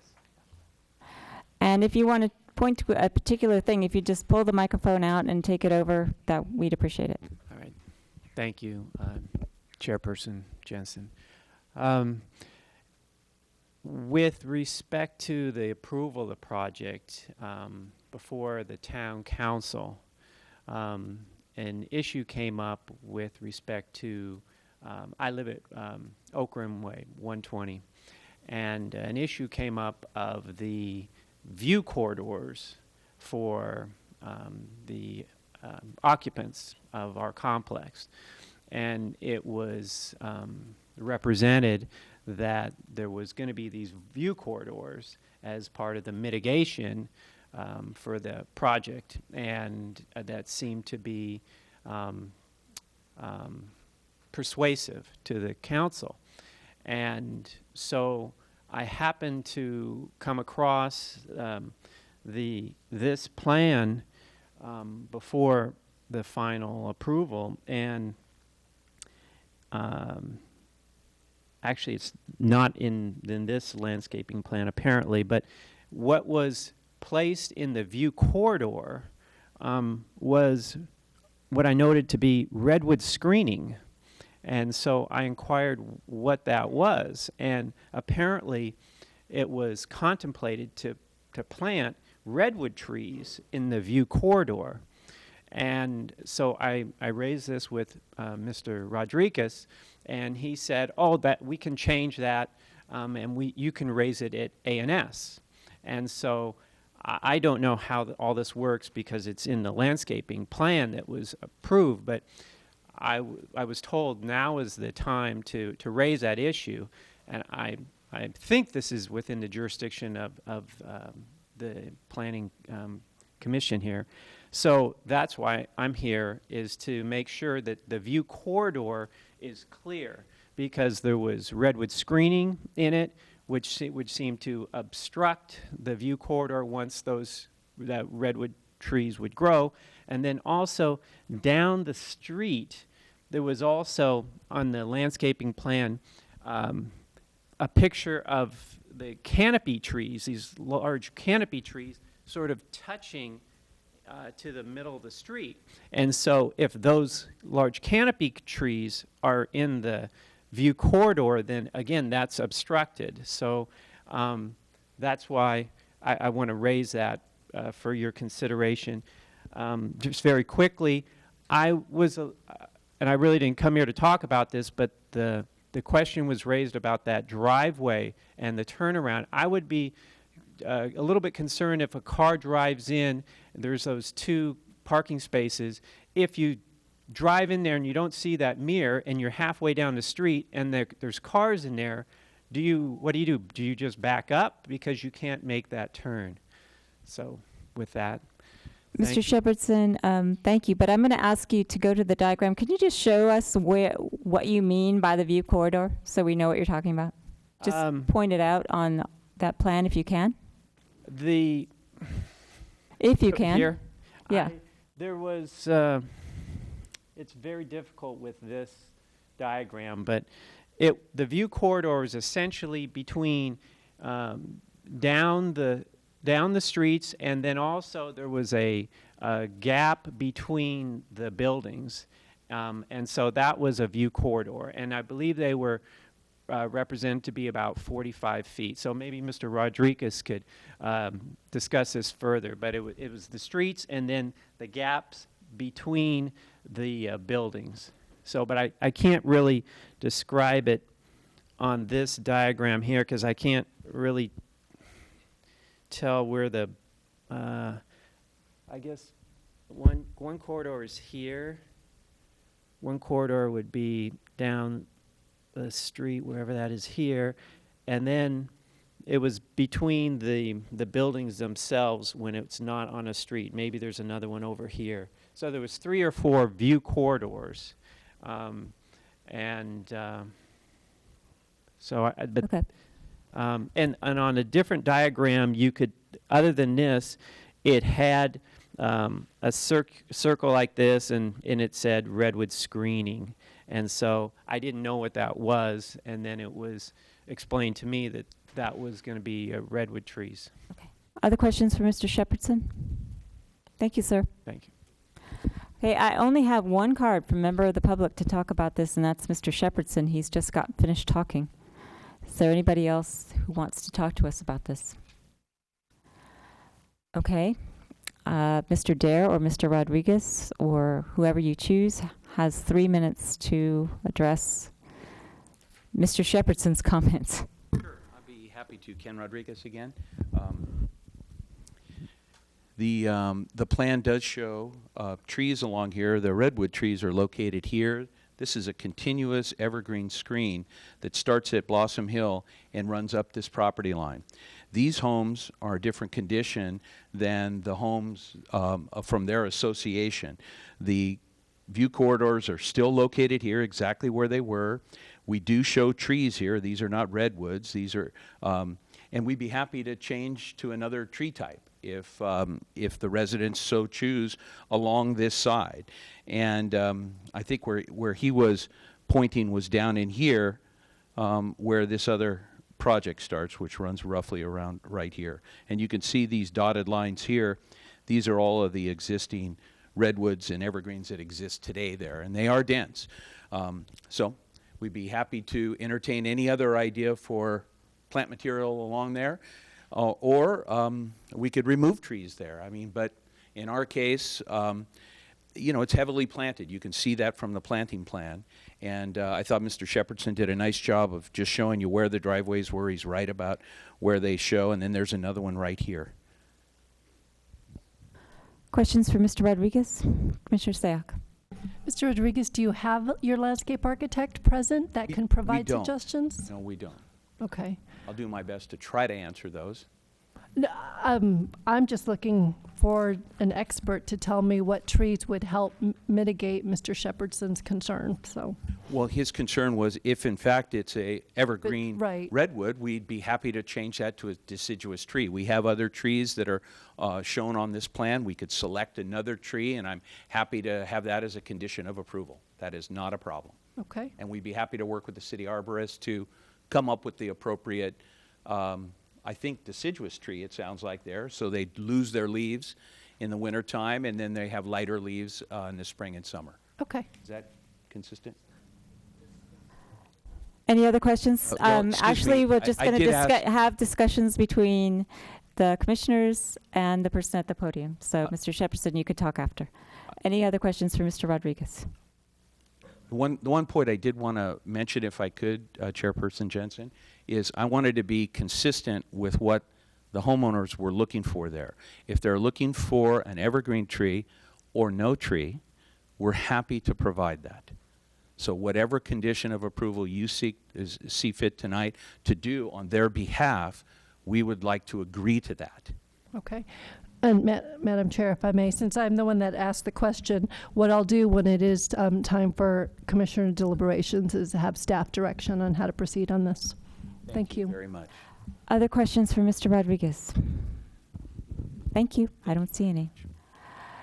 At this point, I would traditionally close the public hearing, but we were given advice on our options given the questions that we had about the staff report. So I'm going to look to the commission to determine whether we want to get a complete and thorough staff report, whether we're comfortable with what we've heard tonight and want to go forward. What is the pleasure of the commission? Commissioner O'Donnell. Just sort of a survey kind of comment. I'm prepared to move forward tonight, I think. Okay, I don't see anybody doing something different. Commissioner Bourgeois? Yeah, I agree. I still feel our purview is as I thought it was going to be when we got here, and I feel like we've gotten answers to our questions. Then I'm going to look to the commission for a motion. Oh, Mrs. Pop is reminding me to close the public hearing, so I'm going to do that. And then I'm going to look to the commission for a motion.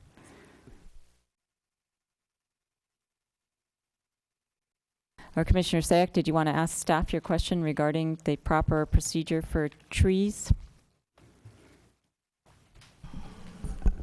Actually, it sounds like a condition of approval would be sufficient. You know, I'll go ahead and start a motion on this. I think we've heard significant discussion already tonight, as well as in previous meetings regarding the plan development. As with all plan development, this has been decided by town council, and there was discussion this evening about what exactly the Planning Commission's purview is with regard to this project. I believe, and I think it has been supported by both testimony as well as staff, that our purview is rather limited, not only in this, but as with all A&S where PDs have already been approved. I strongly believe that that is the case. There were 4 issues that were raised to us by the town architect. 2 of those really cannot be discussed any further because the plan development clearly shows where the lines and basically where the development is. And so any way to mitigate those concerns cannot be done without changing the entire plan development. So with regard to the issues that are available to us, which was the elevations for the townhomes, as well as I believe there was another change on landscaping. I believe that the staff report, as well as the testimony tonight, clearly shows that it does follow the plan development. There was a concern by a resident to mitigate the screening with regards to the view corridors. I will ask the staff I will make that a condition of approval, that staff work with the applicant as well as the neighbor to ensure that the adequate landscaping addresses that concern. I will also throw in actually, I don't know if I can do this as a condition of approval, but I do have a strong concern with the construction management, that construction of this project is closely coordinated with the construction that is ongoing with, I don't even know what the name of the development is, but it's the development. It's called Laurel Muse. Laurel Muse? Yes, it's Ropes and Homes project. Correct, the one on Los Gatos Boulevard, Shannon, and okay.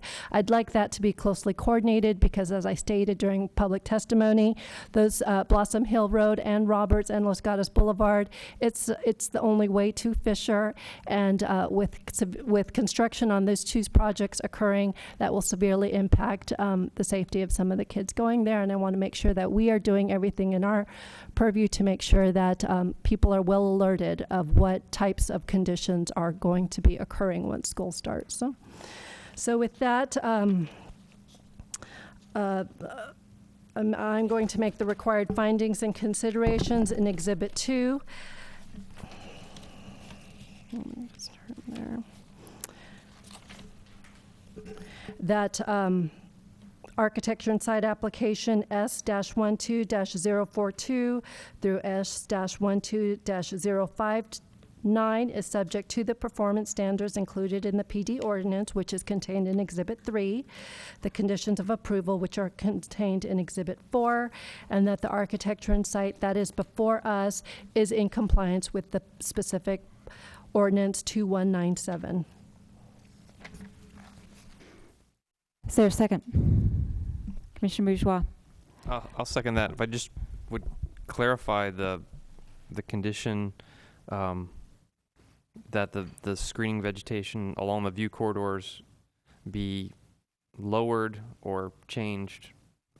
Are you talking just in coordination with staff or in coordination with the neighbors? In coordination with the staff and the neighbors. So. Okay, great. And then I would also, to the maker of the motion, like to add, if they could possibly reconsider the amenities in the open space to the satisfaction of staff. I just don't see the use of 4 barbecue pits there. I think maybe more benches, something a little different might be a little better there. Absolutely, I do concur. So if we can direct staff for that condition as well. We have a motion to approve made by Commissioner Sayak, seconded by Commissioner Bourgeois. Are there comments or questions about the motion? Commissioner Telesfor.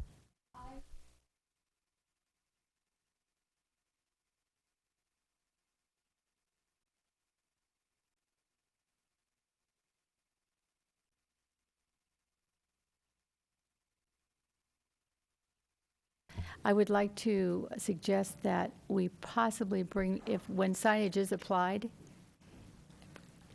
when signage is applied to that front area, that it somehow come back to Planning Commission, or we could get some kind of a cursory look at it before it's approved.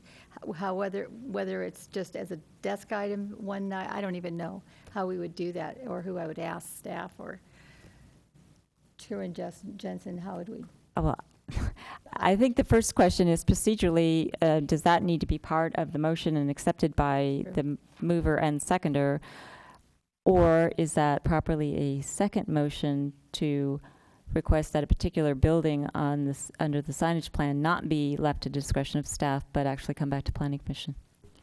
What you could do is have a condition that the sign program be referred back to the Planning Commission, and we could do that in a memo format to get your input on that. And so that would be a condition of approval. Since the sign program was part of the plan development, you do have purview over that. Would that satisfy you, Commissioner Telesfor, number 1? Yes, that would. Okay, and then Commissioner Sayak and Commissioner Bourgeois? That's fine with me, but I do want to clarify that things like that could take place with a memo. It doesn't necessarily require another public hearing? That is correct. Yes. Okay, then it's fine with me. Commissioner Bourgeois? Yes. Okay. Okay, we have a motion on the floor to approve. Again, all those in favor, say aye. Aye. Opposed? Me. Although I fully understand the extraordinarily limited purview that we have in this project, I'm sufficiently uncomfortable with the information that's been provided that I really don't feel comfortable giving it my seal of approval, because I don't think we got a thorough and complete set of information here tonight. So I can't really approve the project, although I fully understand why my fellow commissioners are voting to approve, because we have extraordinarily limited power over what we can do. But the process, it wasn't something I could support tonight. So the motion passes 5-1 with Commissioner Jensen opposed. I was just going to inquire whether commissioners want a break. I have one commissioner who wants a Appeal break rights. before. Okay. Need appeal rights. 5-minute break. Oh, appeal rights. This decision is appealable to the town council. The appeal must be filed within 10 days. There is a fee for filing an appeal, and the appeal forms are located upstairs in the town clerk's office. Okay, we're going to take a 5-minute break. Thank you.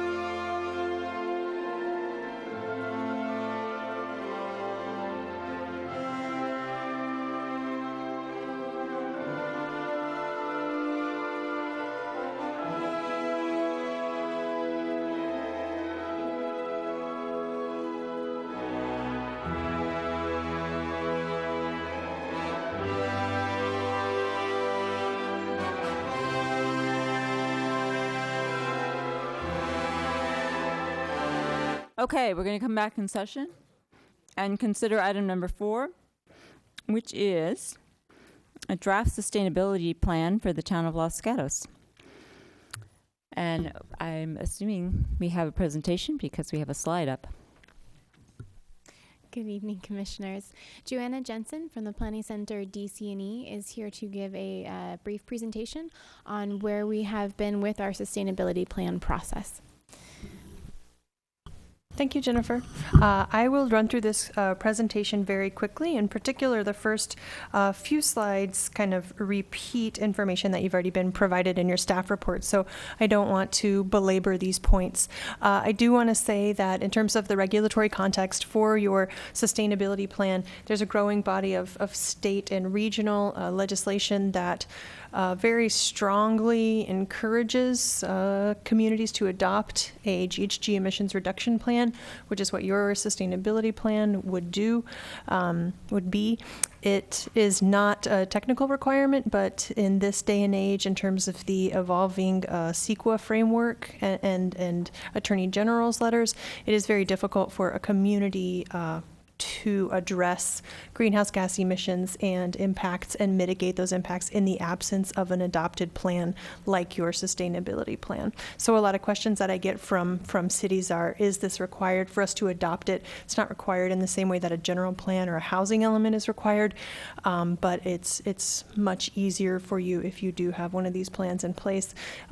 That's the kind of the stick. The carrot is that if you have a qualified greenhouse gas emissions reduction plan, which is again what your sustainability plan will be, future development under this that is consistent with this plan can tier off of the greenhouse gas emissions analysis that the town has conducted as part of this planning process, and thereby would not need to conduct their own project-specific greenhouse gas analysis.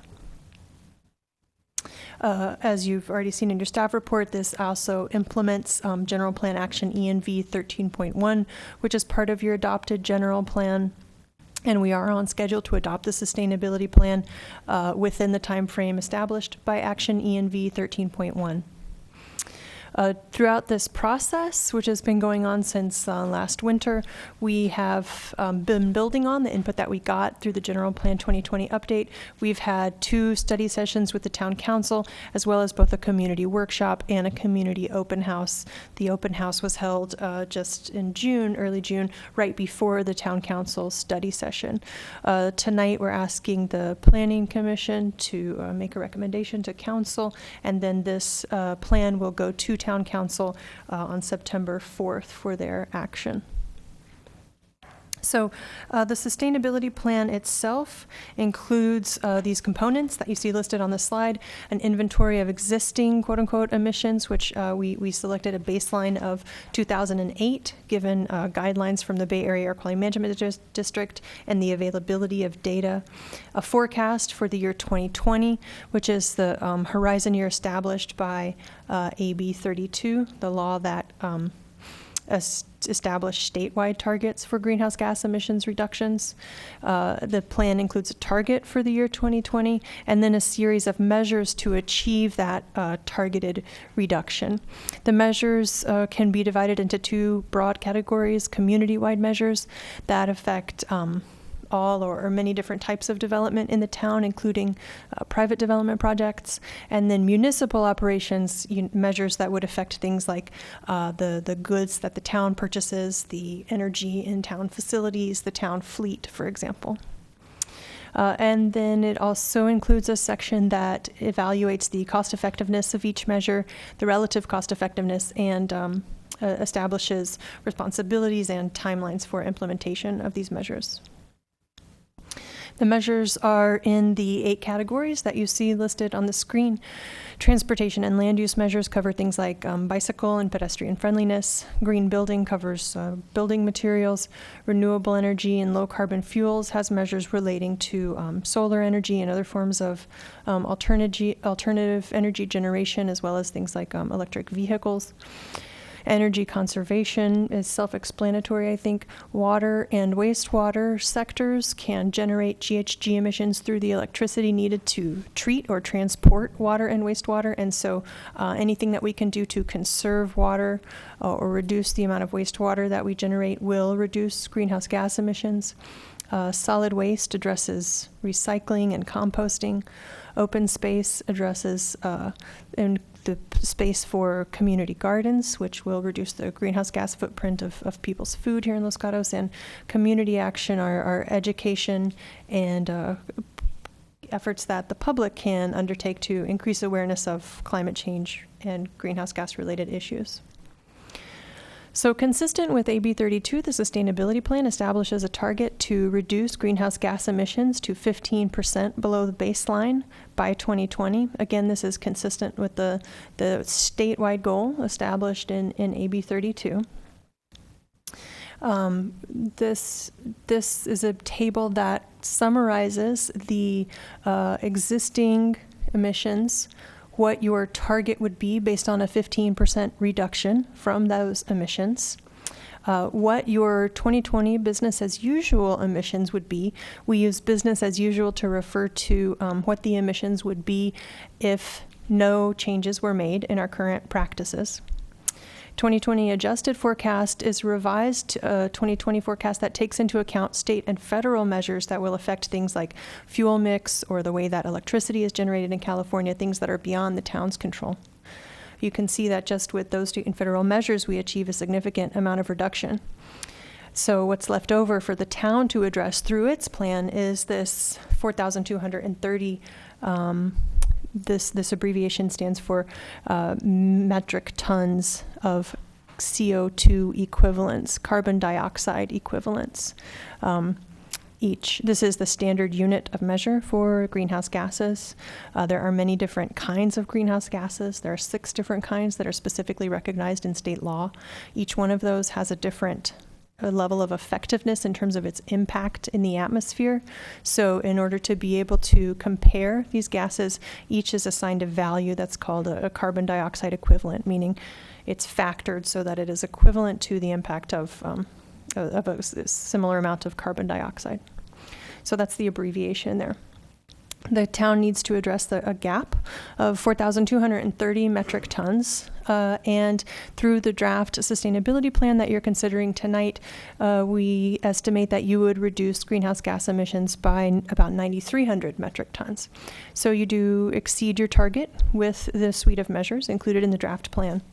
And you would see then 2020 emissions at about 319,000, below the target of 324,000 metric tons of carbon dioxide equivalents. Those reductions come from primarily measures that address transportation and land use and green building. You can see that those 2 sectors together contribute to 76% of the emissions reductions achieved by the plan as a whole. There are additional reductions that come from renewable energy and low carbon fuels measures and energy conservation measures and water and wastewater. I should note that for the measures in the solid waste, open space, and community action sectors, as well as for those measures that address municipal operations only, those measures did not have a modelable reduction for greenhouse gas emissions. That could mean that we don't have enough information available, or the model is not adequate to analyze those reductions. It could mean that those reductions are voluntary rather than mandatory, and therefore we can't really say with specificity how many people would participate, and therefore what reduction would be achieved.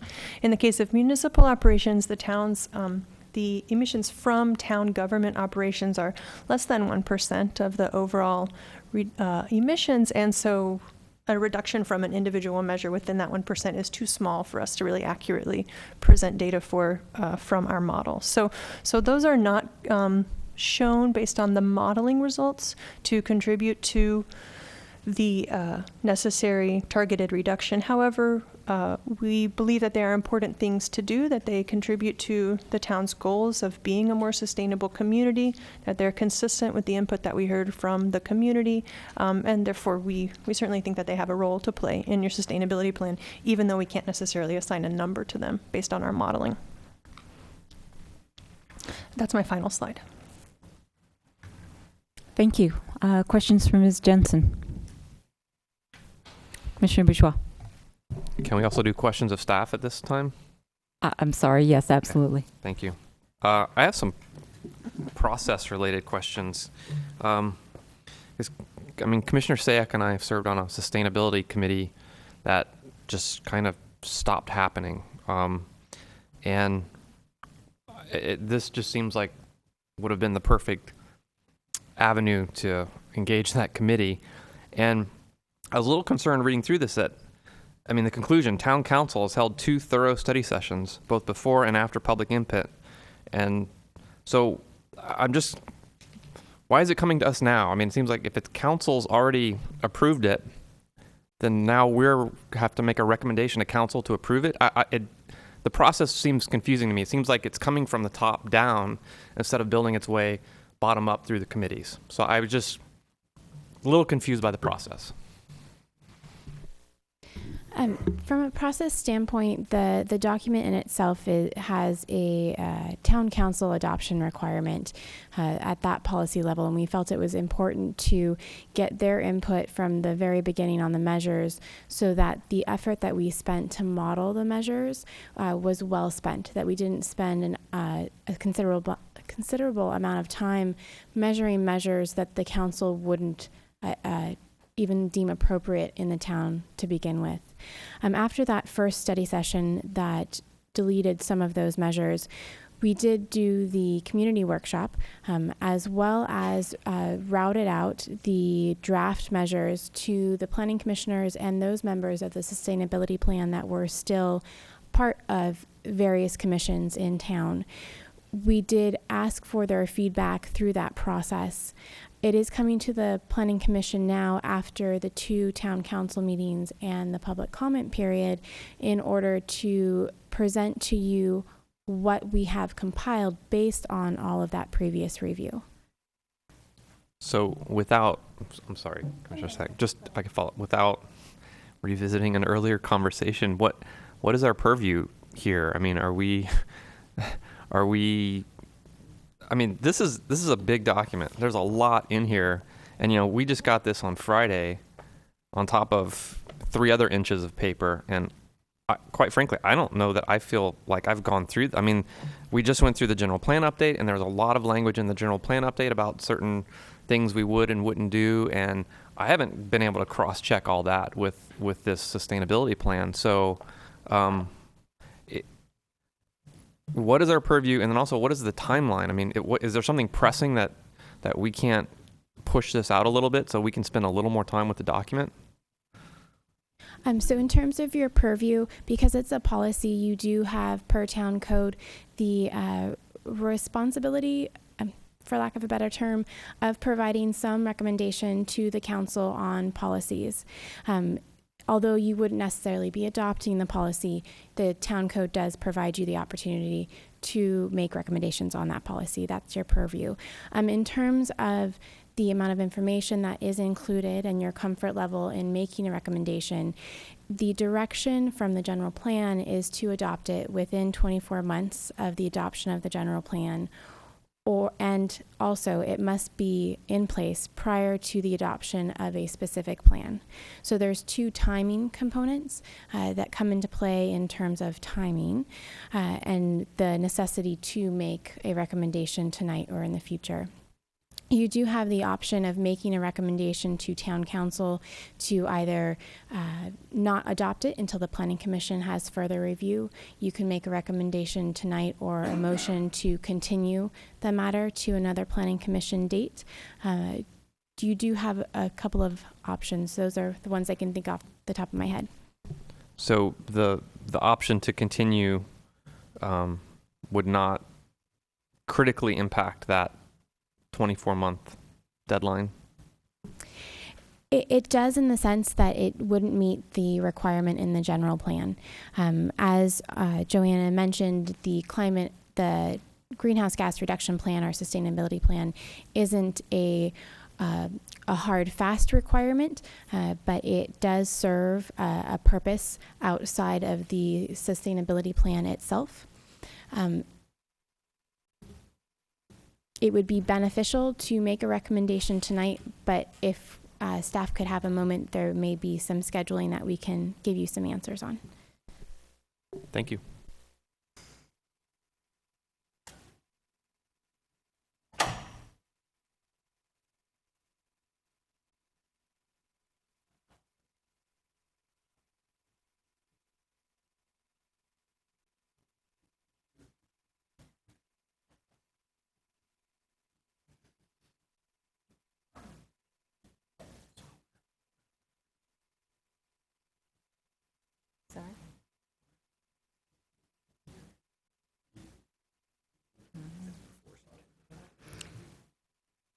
Yep. Well, there's blah, blah, blah.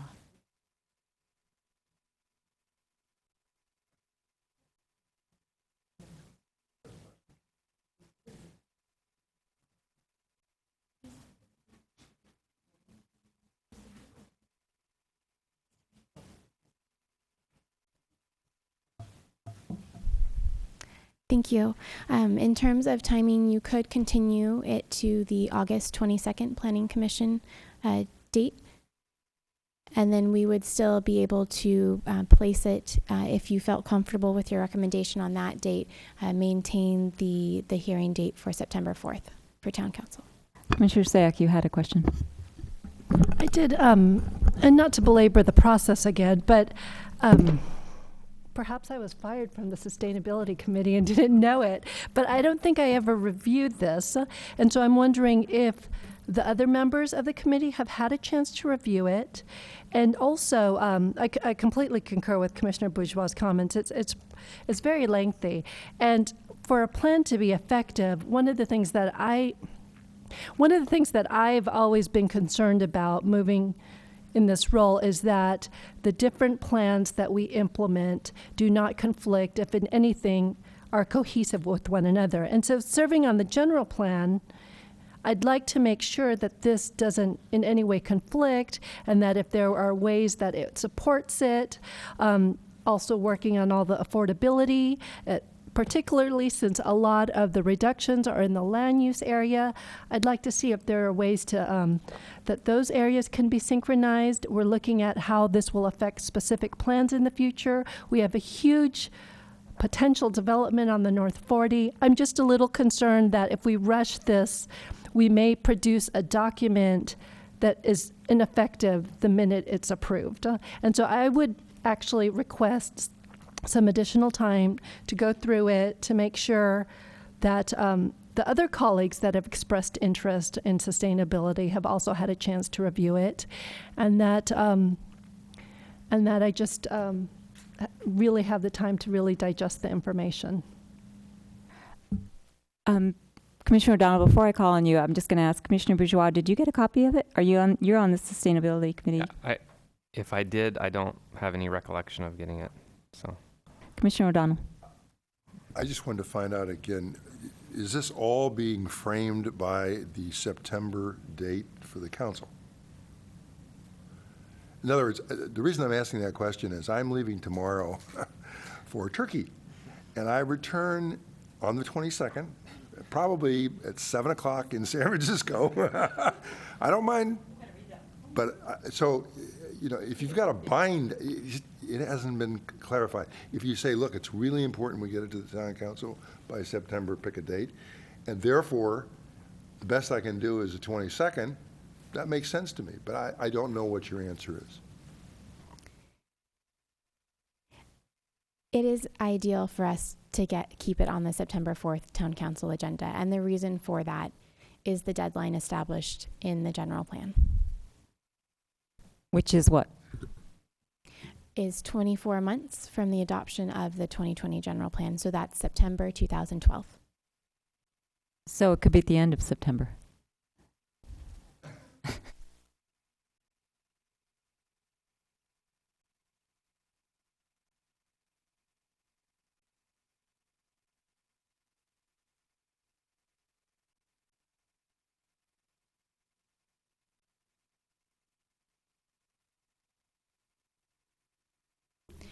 Staff doesn't have a specific date within the month of September, but it is our understanding that there is no room for the sustainability plan on the second meeting in September for town council. Other questions or comments of staff? Before I ask the commission for a motion, there's a gentleman that's been sitting in the audience, and it's 10 o'clock, and if you've made it all the way through this, if you wanted to speak to us, I want to give you that opportunity. Okay.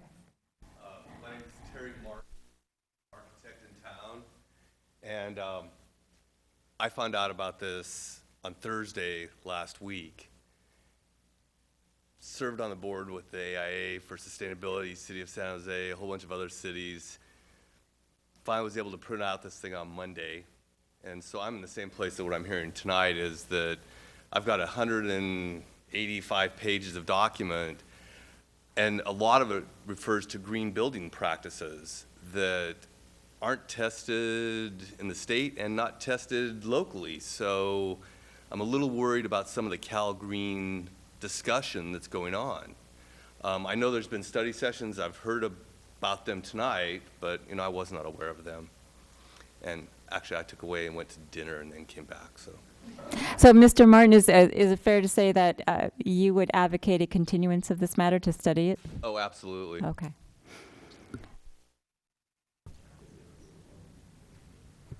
Being told that staff needs to respond to you. Oh, no, I'm sorry. I didn't have a response. I wanted to respond to the comments from Oh, Commissioner okay. Sayak and Thank you, Bourgeois. Mr. Martin. Thank you. Earlier, just to say that, I was obviously also part of the team that prepared the general plan and very involved in that. And part of the reason why the town selected us to prepare the sustainability plan was to build on that knowledge and familiarity with the town and with the general plan. And we also worked on the housing element, and we have also been involved in the North 40 process. And so I just want to reassure you that this document was compiled with a knowledge of and a familiarity with those documents. I completely agree with you that anytime you're adding plans to the regulatory context in the town, you run the risk of creating internal conflicts or confusion. And I certainly support your goals of avoiding and minimizing those kind of conflicts. So that was also our goal. I certainly hope we have achieved that, but I wanted to reassure you that we definitely kept those issues in mind as we were formulating this and as we were reviewing it with the town council. Are there any, Commissioner Erickson? Yes, there are. I would just suggest to the consultant and to the staff, it would be helpful to us. I trust that you did what you said. It would be helpful to us in the staff report to have given us a set of bullet parts that said how it got integrated and coordinated with the general plan and other kinds of plans, so that we wouldn't have to go through and pick that out piece by piece by piece.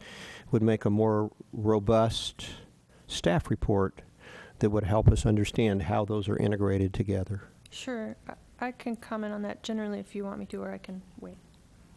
Well, let me wait to ask you to comment and see if there's a consensus of the commission that we'd like to continue this matter so that we can study it further. And then, but I know that Commissioner O'Donnell doesn't, because he doesn't want to read it on the plane.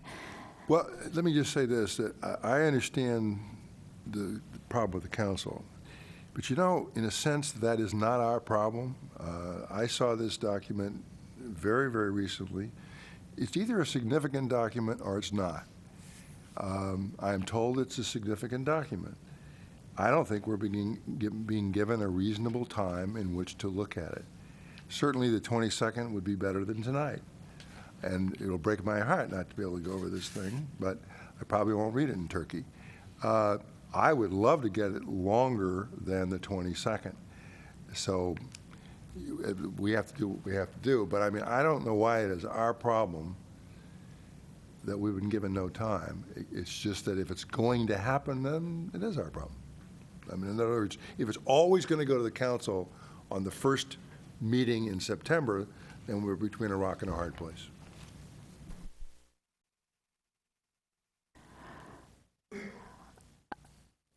I think that you have a valid point.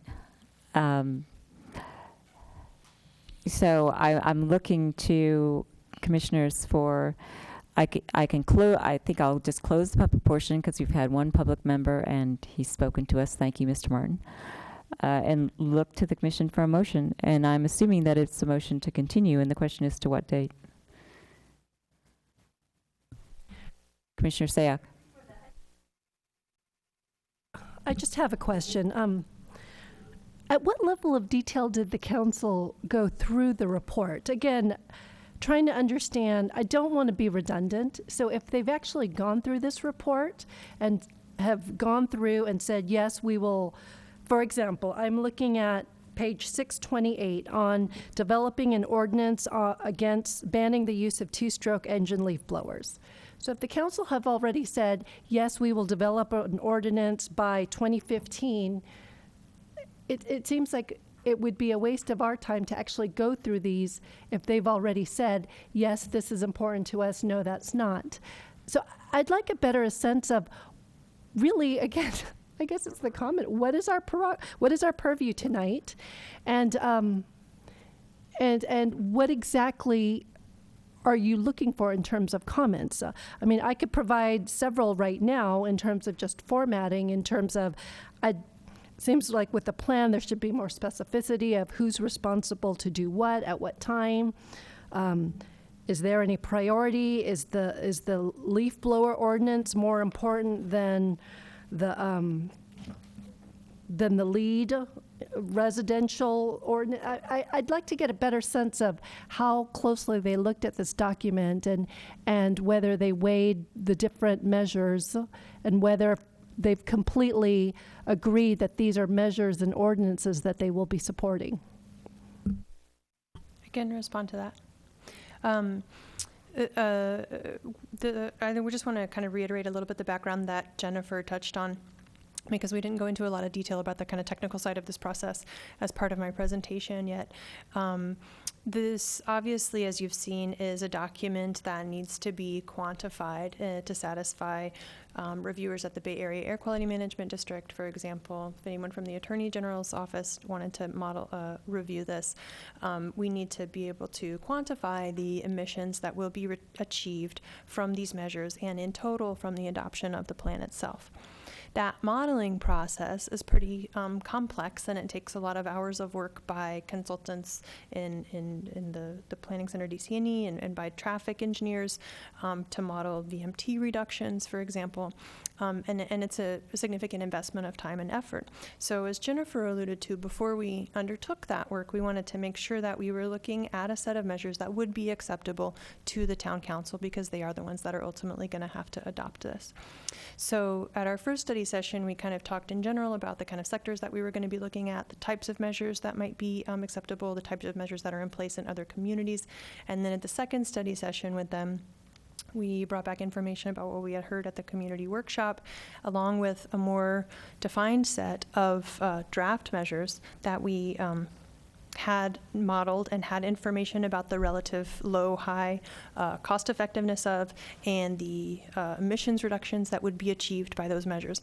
And we went through one by one those measures. I mean, I don't mean that they commented on every single measure, but we went through page by page, and they commented on those measures that they felt they wanted to give input on. As a result of that discussion, we deleted some measures entirely. We revised the language of other measures to either be more specific or in some cases to make measures that were mandatory voluntary. So from my point of view, we did have a relatively detailed review with the council. Certainly at the end of that second study session, it was my impression as the consultant that the town council was saying, with these changes, this is a set of measures that we feel that we would adopt. And given the level of detailed discussion that we had with them, it was certainly my impression that they were reading the measures, thinking about the measures, understanding what we were talking about and what they would be committing the town and town staff to doing. That was my impression. Let me raise my hand and recognize myself. A follow-up on Commissioner Sayak's question. I went to actually one of the community sessions, and it was very broad and general, which I assume is different than the town council session. And I didn't understand from your answer whether it was a page-by-page review and the town council, for example, said, yes, we're going to do a leaf blower ordinance, which is quite controversial right now, so I'd be surprised if they did. There's also a plastic bag requirement in here, which is also controversial. For example, there's also a new solar homes partnership that requires residential projects of 6 units or more to participate in the California Energy Commission's new solar homes partnership. It requires it.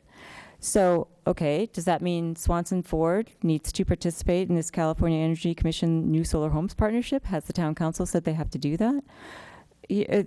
And the North 40 process is ongoing. So I have some difficulty in thinking that the town council said, yes, we're going to require, mixed use, whatever we are on North 40 in conjunction with this plan. So, I mean, are you saying that they went through this paragraph by paragraph and said, yeah, we're good to go? Do you want to respond? That's fine. So one thing to note is that the town council did go through page by page a summary of the measures that included how they were cost effective, their relative cost effectiveness, and the implementation schedule. And they did make specific changes to the implementation schedule, specific measures, specifically relating to the North 40, knowing that some of the members are part of the North 40 specific plan review process. The other thing to note is that the measures contained within the sustainability plan, they're not, although they help us meet our goal of greenhouse gas reductions. They're not necessarily hard, concrete measures that you have to do or something bad happens. The plan is prepared in a way that it's anticipated that perhaps the town doesn't have the capacity to implement all of the measures.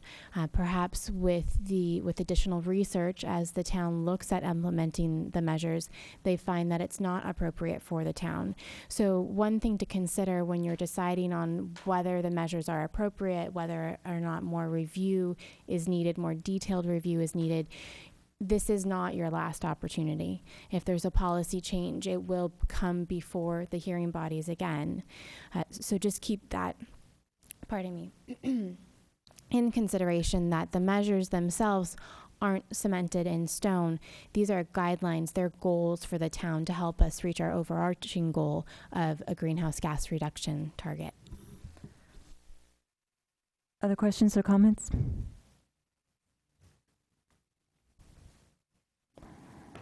So my comment is, I guess that from my perspective, I wouldn't feel comfortable if in fact we're supposed to be reviewing this comprehensively and making recommendations to the town council, as opposed to just saying town council has said this is fine, which I'm still unclear on what we're supposed to be doing. If we're supposed to be actually doing a comprehensive, intelligent review, then my inclination would be to continue it. If all we're doing is stamping something that the town council has already approved, then there's no reason to continue it. And I'm still unclear on what we're supposed to be doing on that.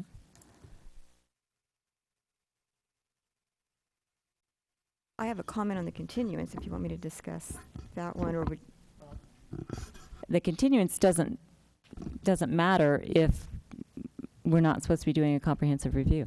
I mean, at least to my thinking. So, but if you want to comment on a continuance, feel but free. we do respect your comprehensive review, so if you do have any input, we would want that.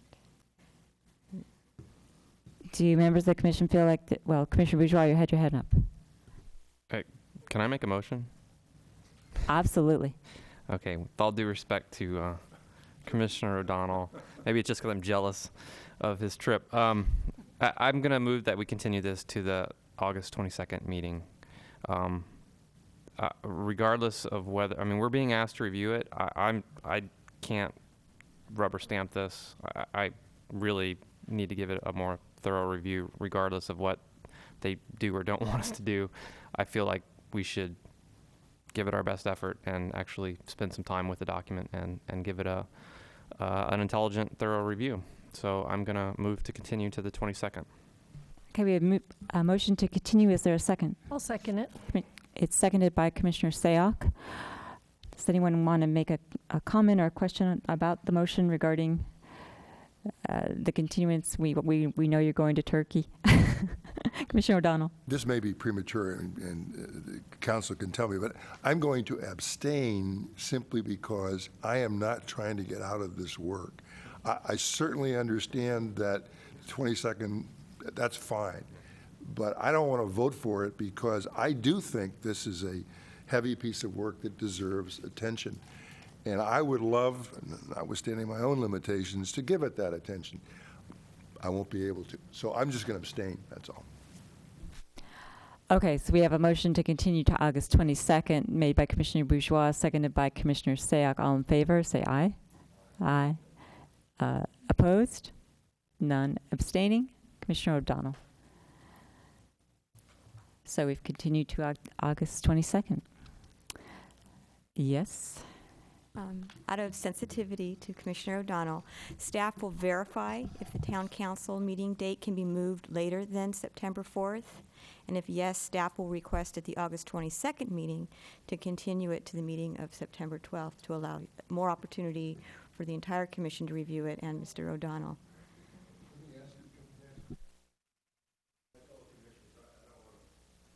I appreciate what they're doing. So when do you think you might have an answer to that question? We will check this week, and if we get an answer for you, we will email you.